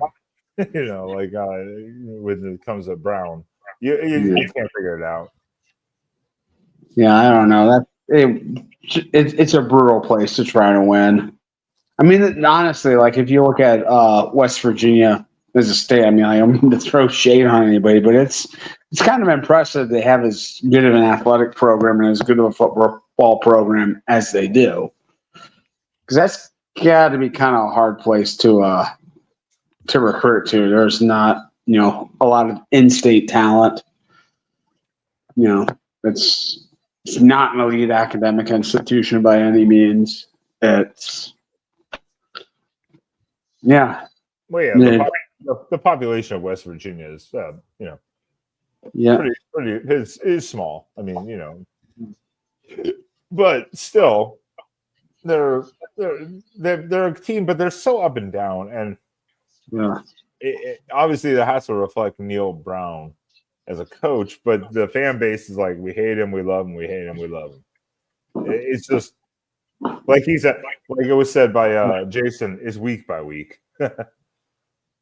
Roger, FYI, you guys have more nil than fucking Oregon does. If you look at the we had that discussion earlier in the season, and there was a list that came up, and USC has more nil money than Oregon does. Sorry. We're talking West Virginia, and we skip topics. I don't know why Spaz does this to me once in a while. Spaz, shut up and focus. I was just sorry. God damn it. Because, there it is. Oregon's NIL is only actually 11 God damn mil. it, you're right. Oregon's only 11 mil, and then they're like Ohio State's is 20 mil. So everyone's like, about USC's. No, I know. But I'm saying Oregon, people are like, oh, Oregon spent 20 mil. It's like, no, Oregon only spent 10 actually. It's actually not as high as people thought about it. USC is not on. Shut up. If it is, you need to complain. Wait. Wait. Hold on. I know. Well, they hired a new AD. Remember, she got stuck with a coach who I believe they're paying almost $11 million a year for to win 4 to 5 games a year. But didn't I just read the other day that she is stepping down next year already? Jen Cohen? Damn. I something about, I thought it was SC's AD I read about yesterday. No, it can't be. I feel like you go on Twitter after a few too many. Yeah, I was like, that can't be a chance. She just got hired. Somebody's AD that just got hired in the last couple of years. It wasn't on Twitter neither. It was on the national. Let me see if it's on ESPN's. But I just read it yesterday. Yeah, I was like, no, it could be Cohen. Cohen's gonna somebody at either SC or one of the other big schools. Wait. She left Washington to take this job. Yeah. Yeah. Was it who was it I read about? It was Heather. I forget her name. Did you find out what I'm talking about? Mm-hmm. Yeah, Spaz, stop. Jen Cohen, my mistake. It was not Jen Cohen. That's right. So, who's stepping away then? Is somebody quitting USC or another big? Thank you. I don't know. I just think you should lay off the psychedelics for a little bit. Dude, So I'm reading it in the chat, you fucking moron. Wow, language, and this is coming from someone who's not a. This is a Nebraska guy, so I wouldn't be taking it to heart. USC lady. I would be. I've not heard that. I've not heard this at all, and I would have been. I have not seen I anything just heard about about that. it yesterday somewhere. Well, that's, at the point you can't pull it up, so we can't be spewing facts, quote unquote, here if you can't pull up information. Because she just took the job a couple years ago. I'm not even sure if it was who it was, but I know it was. You just tried to say she's stepping down as the AD of USC. So that's my point. You can't start spewing facts. I mean, that's the point. We can't be doing that. Otherwise, you're Ohio State being delusional that they didn't lose that game at Austin.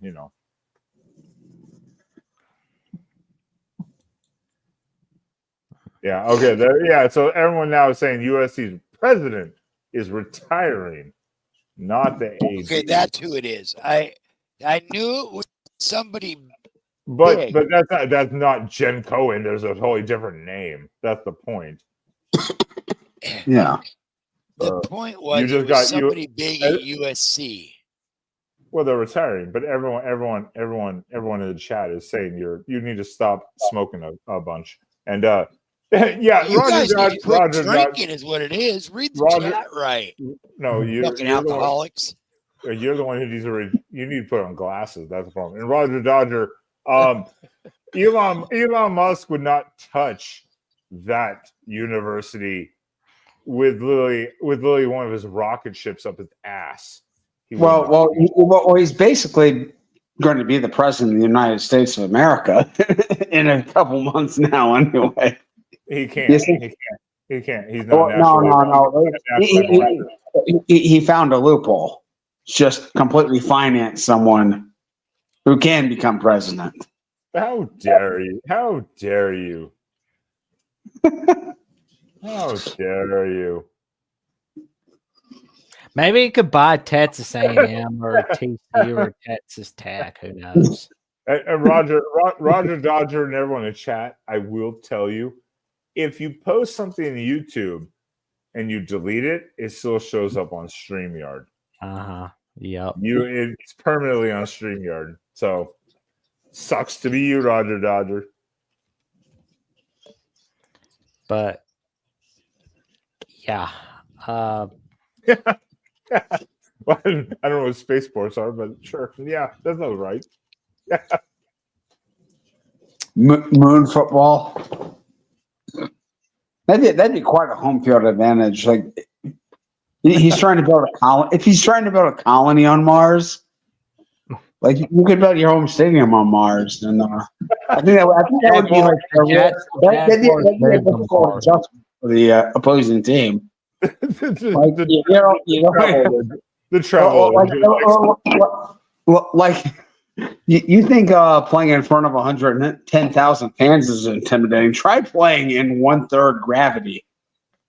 Here, I want to see the playing with no oxygen.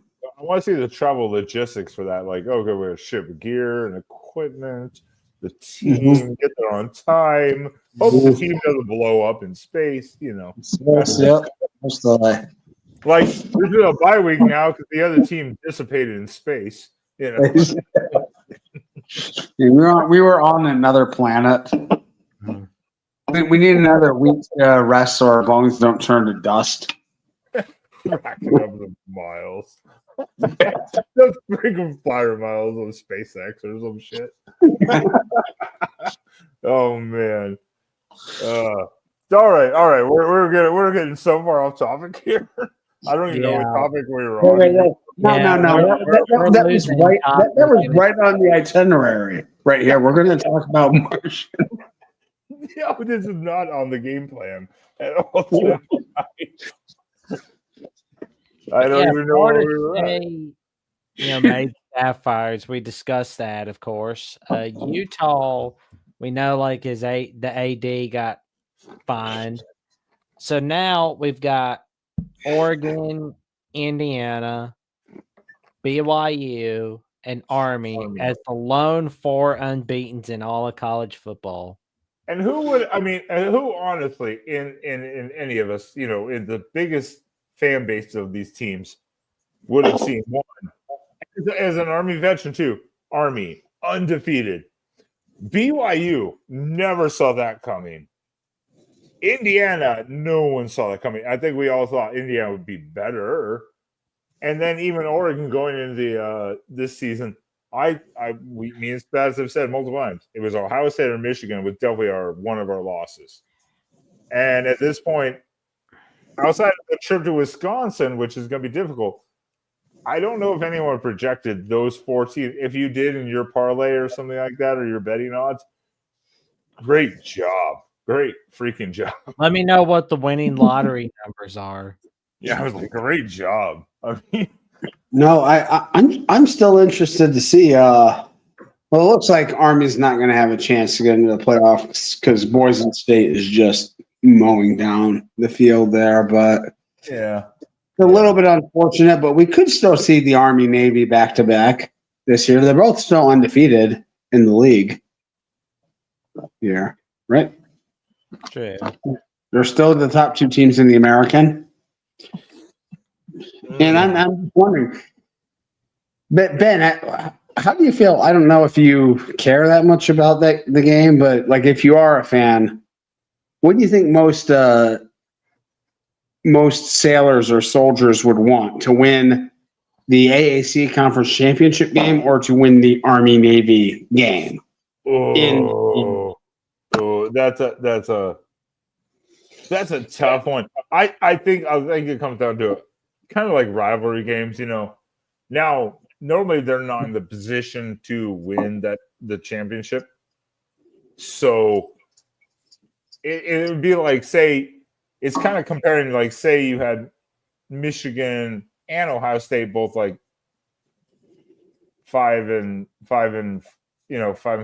and you're like, we got to get this win, and so then it becomes rivalry. More 100%, but I think the rivalry is still there, but I mean winning. So I think winning the championship is still just kind of a bonus. I think it's still the rivalry. Win the rivalry. But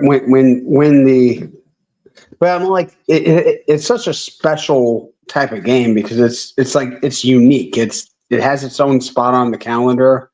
Exactly. I think it's the rivalry. I think it is. Yeah, it's its own thing.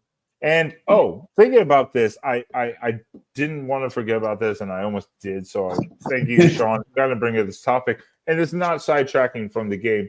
I didn't get to because I'm traveling. Shout out Veterans Weekend and to all the other veterans for the services that you've done, Army, Navy, Coast Guard, Marines, Air Force, whatever it is, even government works that have sacrificed themselves, contractors. You're all technically veterans in a way. So shout out to everyone that's put their lives on the line.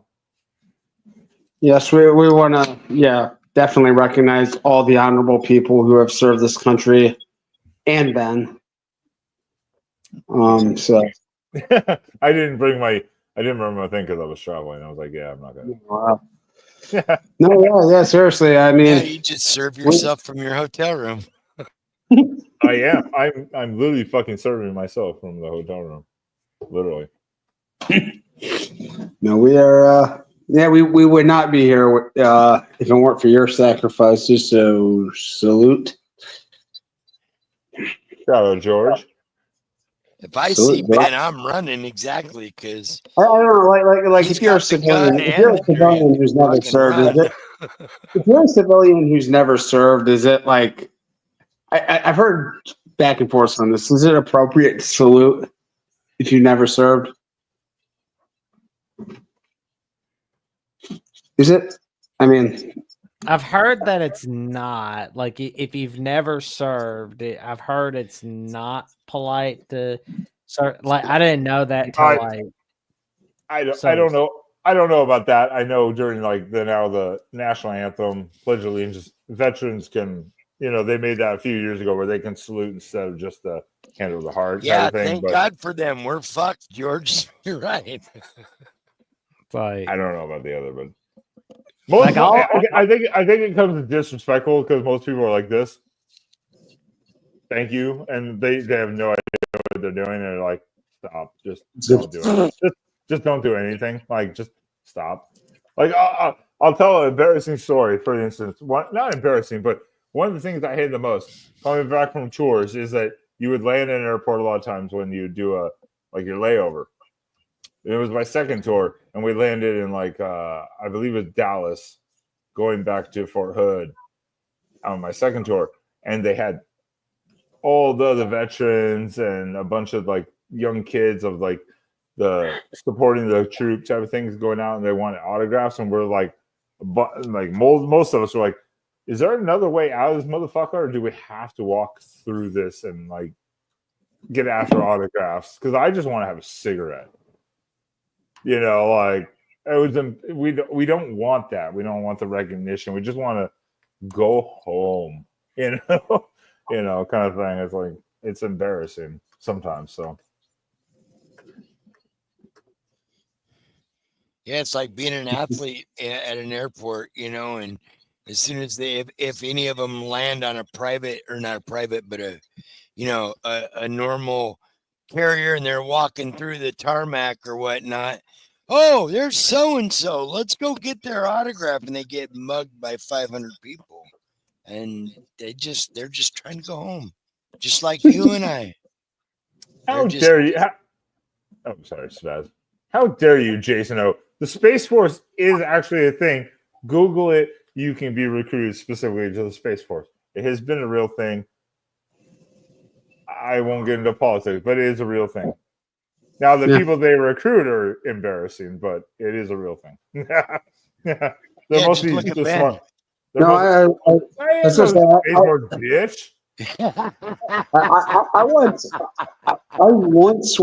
once sat on a flight next to Jimmy Superfly Snuka, coming back from San Francisco back to Michigan, and then about a month later, he was charged with cold case murder. Oh, that of Nancy Argentina, yeah. Yep. So I remember that one fondly. By the end, he was. By the time you saw him, he probably barely knew who his own name was. Oh yeah. Oh yeah. I didn't have much conversation with him, but sat next to him for about 3.5 hours. So. Yeah. Great way to bring up Space Force. This chat has gone so far off the rails now with Mark's gonna listen to this in the morning. How about the Space Navy? Do we have a space submarine? Is that possible?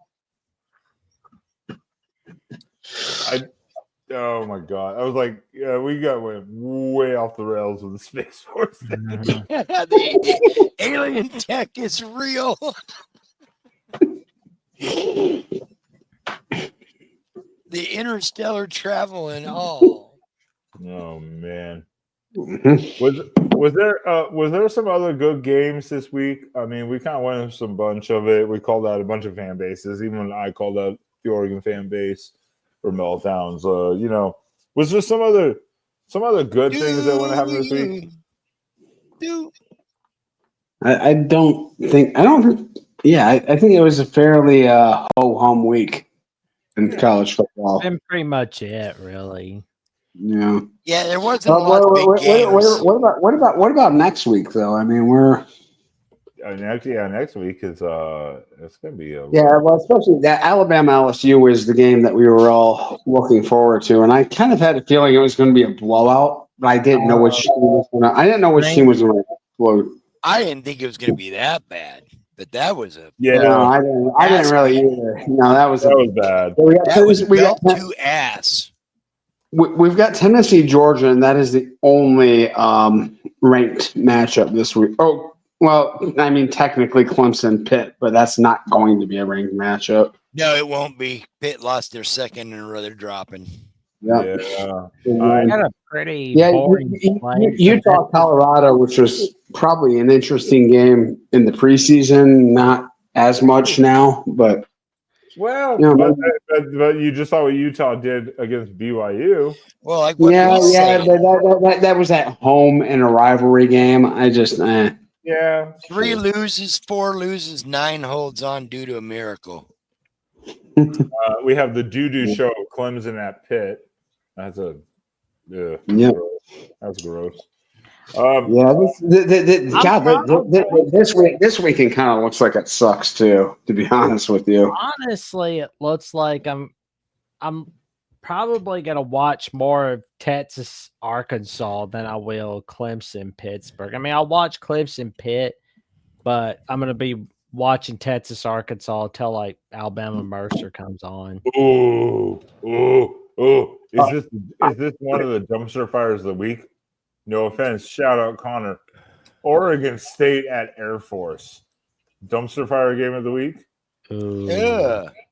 no, I'm Oregon State's on a 4-game losing streak. They haven't won a game in a month. Well, I know, and Air Force is not that great. So is that the dumpster fire game of the week? Yeah, that's the dumpster fire game of the week.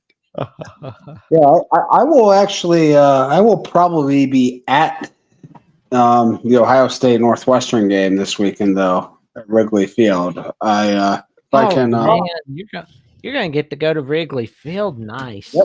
Yep. Send me some Yeah, pictures, man. I've been there many times before. But never for a football game. So hopefully.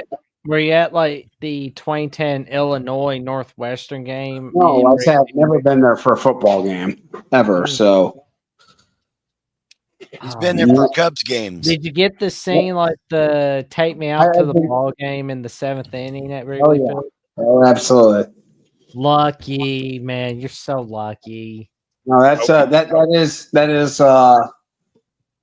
it's a really special experience. It's the one baseball stadium where it actually kind of feels like a football game. It kind of has that environment where people are excited and happy. I've been to a lot of like Tigers and Reds and Indians game or Guardians games. Yeah, unfortunately, I've been in minor league games. I've never been in a major league game. That's a different atmosphere, totally. What was that? I've never been to a major league baseball game, unfortunately, but that should change within the next year or so. Yeah. I don't want to sell this Saturday short, by the way. Too. Sorry, I'm switching some stuff for work here on a thing. I was looking at the schedule. Oh, that's the wrong one. I don't want that one. Obviously, during this week, also an interesting game, as it also helps with the Big 12 situation. Arizona State at Kansas State. Yes. That could be a very interesting little game. You know, you never know. Yeah. Absolutely. That is one of the more interesting games of the week for sure. And then you've got, of course, Oregon at Wisconsin. That's still going to be an interesting game because it's going to be a night game. It's the upset alert game of the week, I'm sure. Well, I was at Wisconsin last year. Wisconsin didn't have a good team. I went to that game in Madison. Those people are absolute, complete degenerates. I mean, like such animals. Well, they think the same. Wisconsin. Yeah, Wisconsin as a state is a different kind of person. I do. Mark and myself do not promote that type of speech against the state of Wisconsin or the fans of the Wisconsin Badgers. Hey, can I make? Wait. Can I take Jackson's spot for a minute? Are you assuming I meant that as an insult? Well, yes, obviously. No. You assume very wrong, man. You asshole. That is Can I take compliment. Jackson's spot and make an announcement on the Mark Rogers television network? I do whatever the hell you want to do. I don't give two shits. He 20 minutes ago. wants to be in the upper right for some reason. I don't know why. Are you asking for full screen permission? Is that what you're asking for? Oh no, I was just going to say that 20 minutes ago, Mark Rogers just released Week 11 of the top 25 of college football that actually makes sense. So Jackson, can you do us the honors of pulling up that? Spaz. That was like 3.5 hours ago.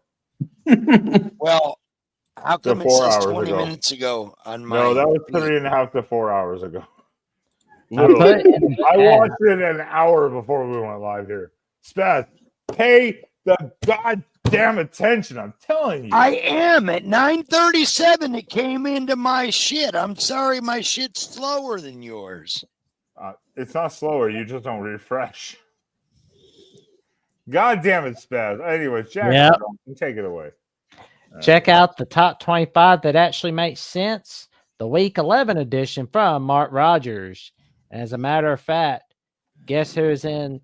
We've got 25, Washington State, Arizona State, 24, Clemson, 23, Colorado, Iowa State, Kansas State round out 20 through 23, Missouri, South Carolina, LSU, Army, Boise State, Miami, Texas A&M, Georgia, Ole Miss round out 11 through 19, 10, 9, 8, 7, and 6 are Alabama, Notre Dame, SMU, BYU, Tennessee, and 5, 4, 3, 2, 1 are Texas, Penn State, Ohio State, Indiana, and Oregon.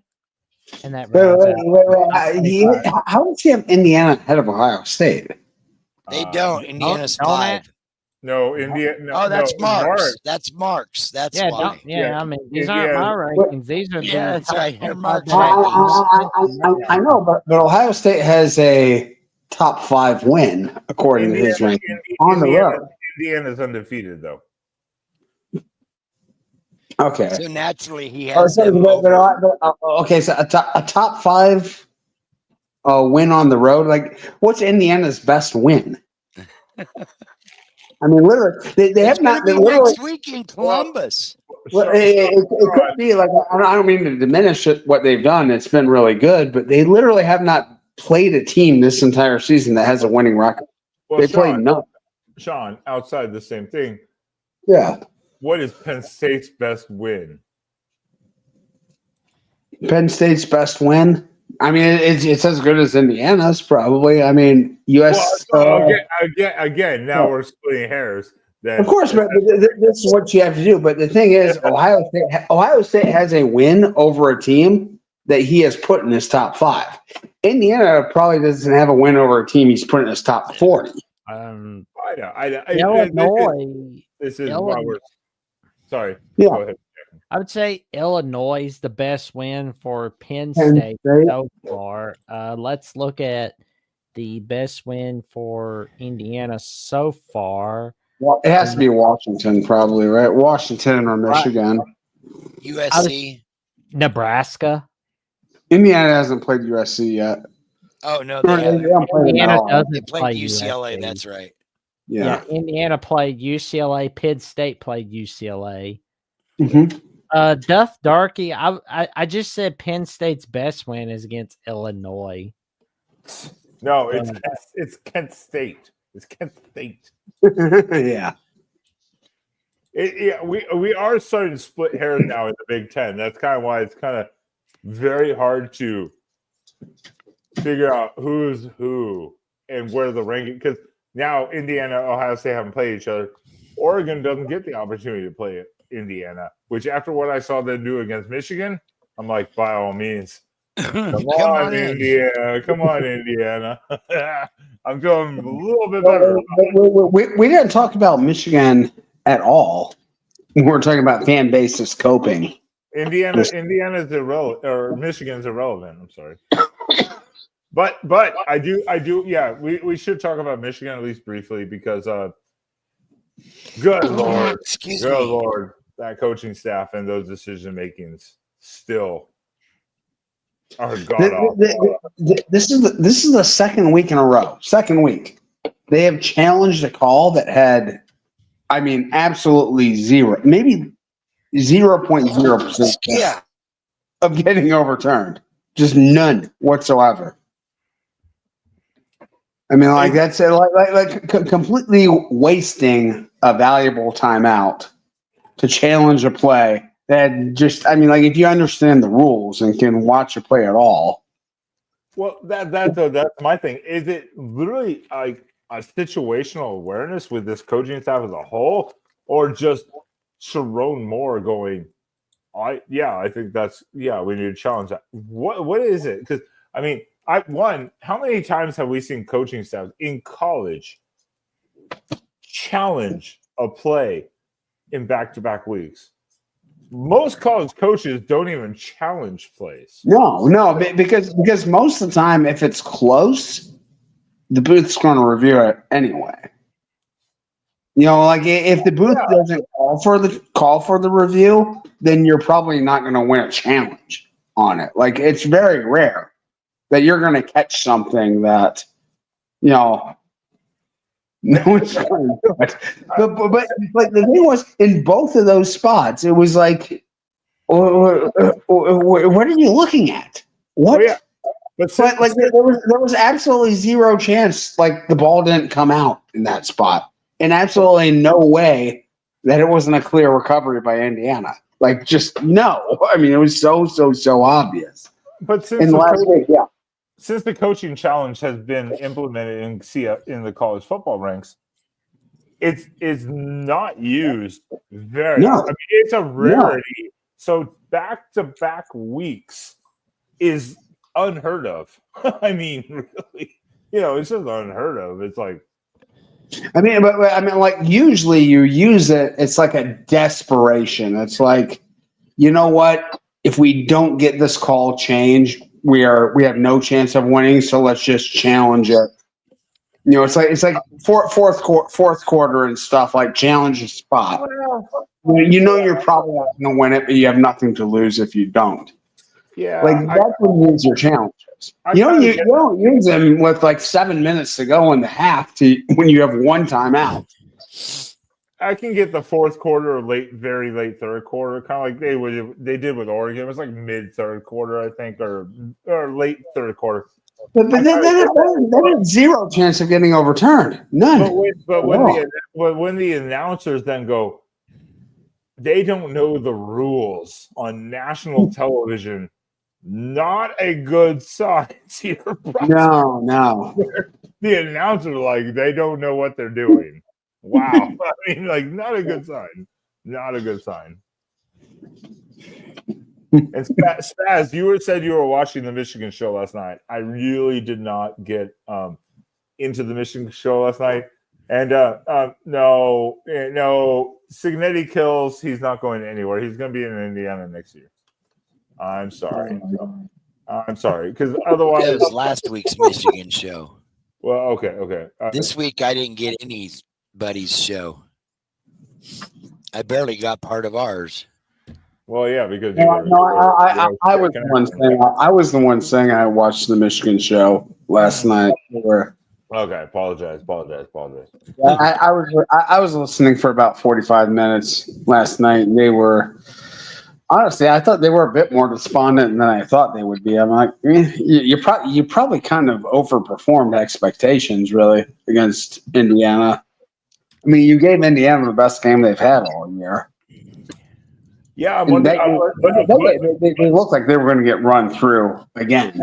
And all fairness to Indiana, kind of like what Oregon did with the Maryland, I'm wondering if that was, despite the hype up, if that was kind of Indiana's letdown game. Like a little bit okay. And despite the fact of the scenario of it, they know they have bigger things to come. I don't know. It's kind of hard to say. It's football. It's college football, especially. I thought it was weird watching that game in the second half. Like the energy seemed not there at all in the stadium. I mean, just like you're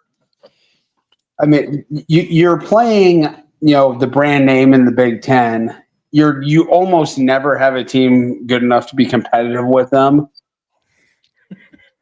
and yet somehow, like, you're so close.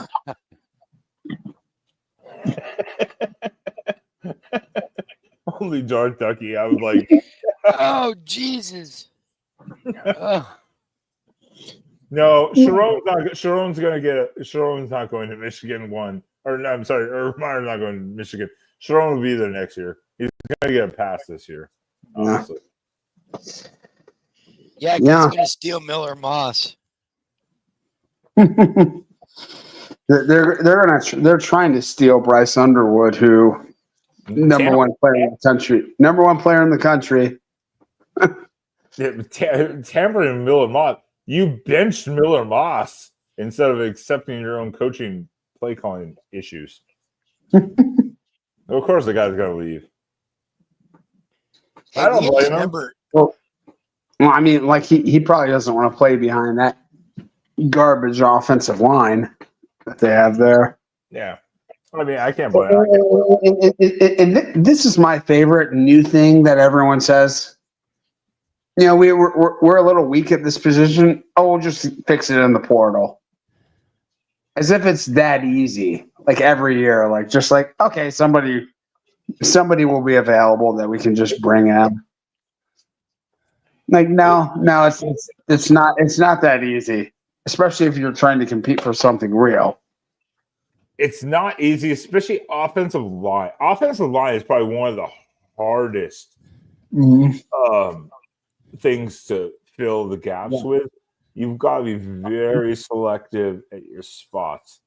But I mean, obviously defensive line also, because if you're the defensive lineman, those are harder to find too.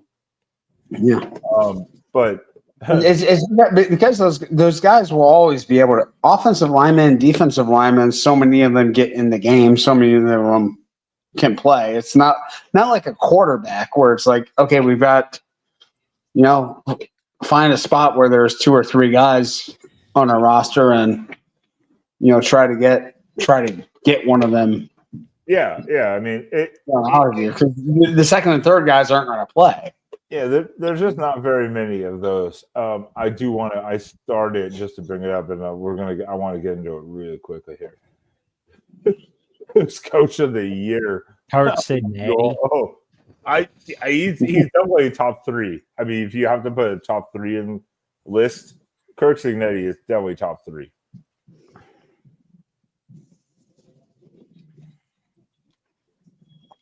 I mean, what Kurt Signetti has done this year is maybe like the coach of the past 20 years. Yeah,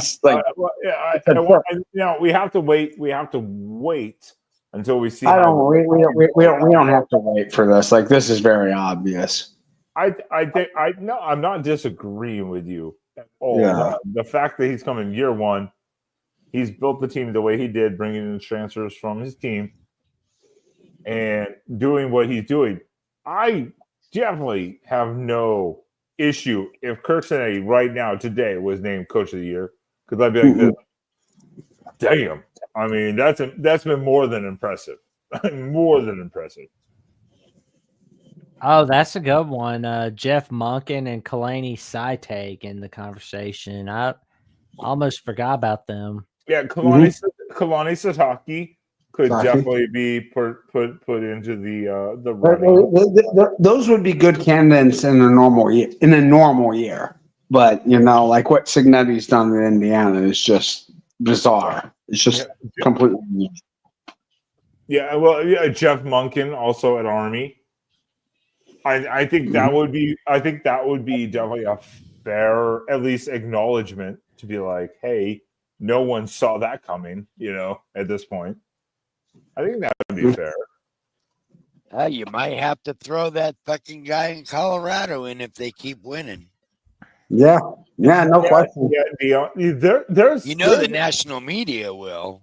Yeah, there's five or six good choices I think this year, and that's why I say you have to wait till the final few games to see how it all plays out because it'll thin itself. Indiana's literally won more games than they ever have in their entire history. Exactly. And this is trailing 3 years where they never won more than 3 games. So I don't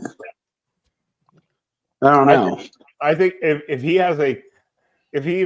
loses, say he loses Ohio State, but it's a decent game. Say even 14 points late in the game, and they win out. They go 11-1. He nails Coach of the Year. I don't think there's a question. But if he loses, even if he gets run off the field and they finish the year, say they lose by 42 points against Ohio State and he finishes 11-1, like that's still absurd.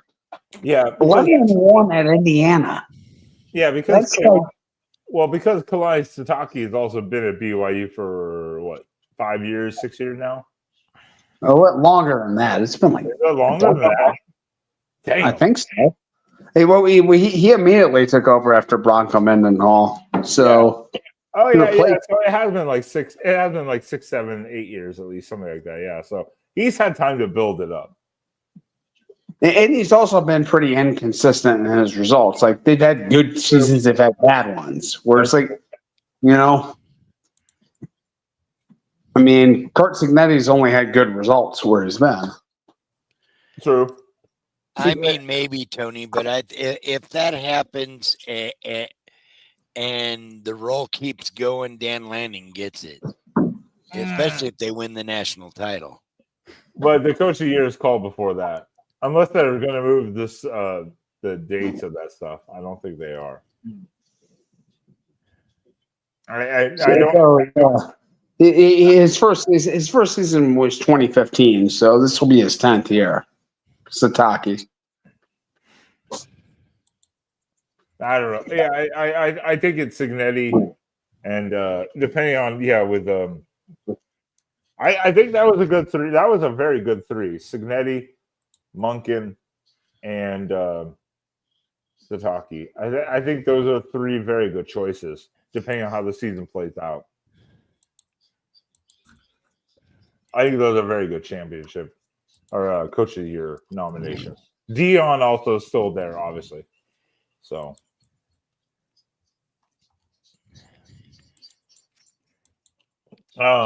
gentlemen, do you have any other specific topics to discuss or talk about? That's about all from me. Yeah, I got nothing. The words right out of my mouth. Well, no one asked you, Spaz. Listen, Bart Knocker. Yeah, he was addressing gentlemen. I don't know if you noticed that. Yeah. Oh shit. No shit. Huh?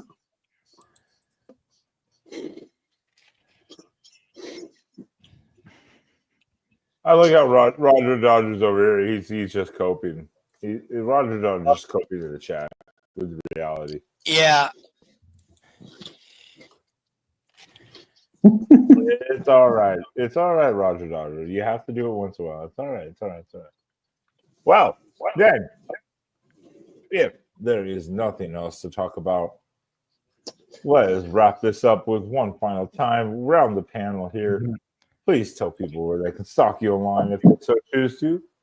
Well, they can stalk me online on Jackson Johnson 979 on YouTube, where I'm 114 subs away from the magic number 500. I am hoping to get there before the end of this month. I'm hoping to get to 1,000 subs before the end of the year. That would be pretty nice. But also, you can also check out my updates on Alabama with the Voice of College Football and on the Jacksonian on Jackson BOCFB on X and on Instagram and Threads, Jackson Johnson 543-908. And as a matter of fact, you can check me out on Alabama with the Voice College Football, including tomorrow's edition at 5 p.m. Central Time, 6 p.m. Eastern Time, where Johnny Burtz and I host the 12th edition of Crimson Tide Live, where we discuss our recap of Alabama LSU, how it affects the SEC title race, and Mercer Week. And Jeffrey and I at Only Talk Sports take your calls every Thursday night on Alabama with the Voice College Football, 10 p.m. Eastern Time, 9 p.m. Central Time. Stay tuned. Sorry, I had to cackle at Mercer Week. I'm like, Mercer Week. Oh, thank you, Tim. Tim, I'm sorry about USC having a bad year, but I will tell you this. The thing about being down is the way to go is up. No, they're stuck with Lincoln Riley for like a decade. So they'll be fine. They just have to get rid of Josh Hansen, and they should get somebody like really good. Like maybe they can see if Cliff Kingsbury wants to get out of Washington. Just be like, you know what? We'll pay a plethora. We'll pay something. All right, Chad. The chat is getting aggressive right now. I don't like it. Spaz, where can people find you if they want to talk to you? Right there, man. Twitter. Spaz Drag. Sean. That's me. Yep. Come find me. Come hang out. Whatever. I'm all over the place. He is. He hosts. Find me on Twitter. I might show you where I hang out on Discord at times. He hosts his own spaces by himself for like 4 hours. It's weird. Dang. That's bad. No. Because nobody gets on in 20 minutes. I shut the fucking thing down. Just literally zero listeners just hearing Spaz talk about. No, I can't do that. Some people can sit on there and do that. I can't. What adventures have you got on Instagram, on Rocky Classic, and on Sean Bryan 75 on TikTok exactly? Nothing really. I don't use either one of those platforms much. TikTok's too much to get up. It's like, fuck that. Nope. Don't blame you, man. But we are in the business, so I'll never find 1,000 followers, man. So it's like, yeah. I guess I won't be doing anything more than 30 seconds live. Yeah. Gotta keep working. Getting. But I see some of these other idiots on there, and I'm like, how the hell does this person have 500,000 followers? Because yeah, trust me, it's the same thing. It's luck. It's some of the luck. But anyways, don't listen to Jackson. Spaz, shut it down. No one wants to see that shit.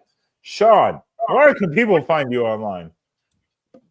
Okay, they can find me on Twitter. There, Jackson drops the link because I've got a default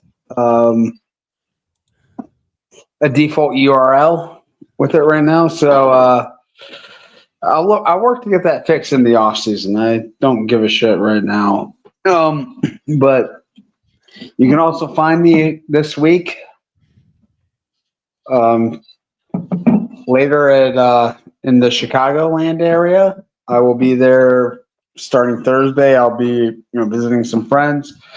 Hopefully tailgating, going to the game at Wrigley Field this weekend. Should be a heck of an experience and should be a very easy win for the Buckeyes. Let's hope it is. For a road game, I'm expecting about an 80-20 Buckeye. Maybe there's probably no way 20% of the fans there will be Northwestern fans. It'd probably be like a 95-5 split for a road game, honestly.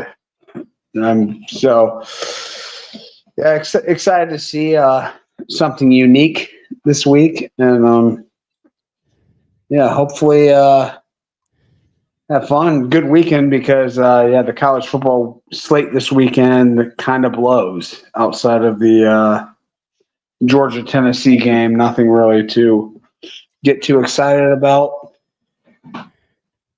So, yeah, Wrigleyville sounds great this weekend. And I will see you guys all next weekend here on After Dark. Ben, what have you got going on your adventures on your channel, and what adventures do you and Spaz have on Oregon at the Voice of College Football this week?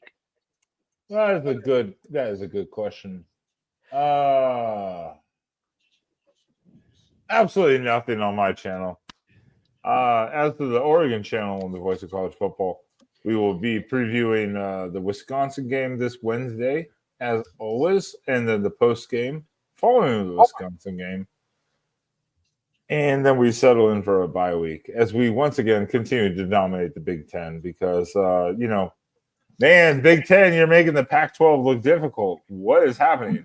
I thought you were the rough and tough conference, so just how it is. Yeah, it was a big lie. You can thank UCLA and USC for this.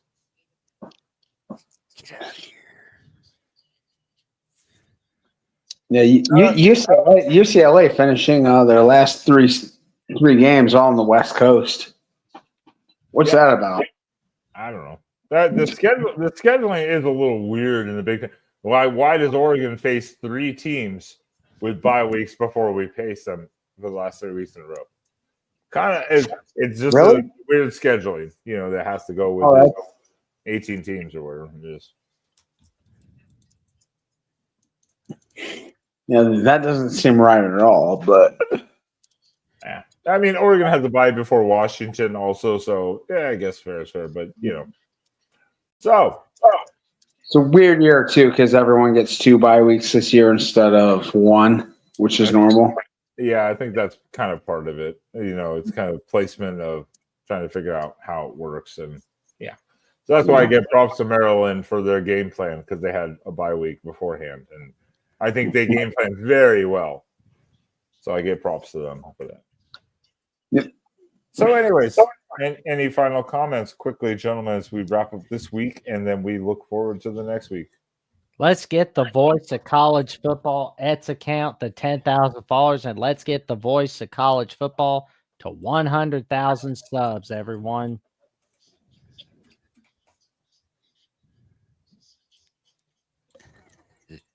We got to get out of here. Oh, my fucking God.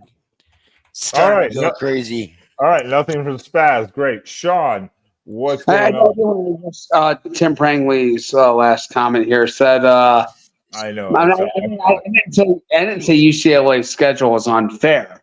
I just said it's weird that they're joining the Big Ten and their last 3 games are all on the West Coast. Plus, they additionally got to play all of the West Coast joiners to the Big Ten, which is a bit unusual, a bit unorthodox. Just ignore Tim. We all ignore the USC channel anyways. Yes. Just ignore him. All right. Well, then with that, once again, everyone in the chat, all the super chats, Adam, Jim, Matt, Adam again, always appreciated because the super chats help keep this channel going, helps promote it all the way through, and we always love it. So with that, what we're going to say is we look forward to a great finish to this college football weekend and look forward to the next college football weekend. And why did someone delete the Pop-Tart? No. Pop-Tart is not there. Do we have to cancel the show now? Forever? The Pop-Tart is not there in the video files. No, he's in the overlay. No, I'm not. Maybe I'm in the wrong background file, but I'm in the video clips. Pop-Tart is not there. Yeah, he is. There he is. Jackson, find Pop Tart and take us out. No. Where the No, hell? no. That's not sufficient. Pull that down. Pull it. What file are you under? Miscellaneous, Mark Rogers. What are you under? Miscellaneous. I am. I'm looking at it, and there's no Pop Tart. I'm literally looking at it. That's what I was looking at. Then I went to Mark Rogers. There's no Pop Tart. So I don't know what you're seeing, but you're I'm outside on miscellaneous. I'm in the overlay. Well, I'm in the overlay. I'm in the overlay. It's not supposed to be. It's a video clip, like this. Quack, quack, quack, quack, quack, quack, quack, quack, quack. Taking over a Big Ten conference this year. All right, you know what? I don't give two shits. Jackson, play us out. There we go. Mm-hmm. It's all crispy. There you go. This is the weirdest ending to this whole show ever, but whatever. Who cares? Have a great week, everyone. Good night, everybody. Quack. Quack.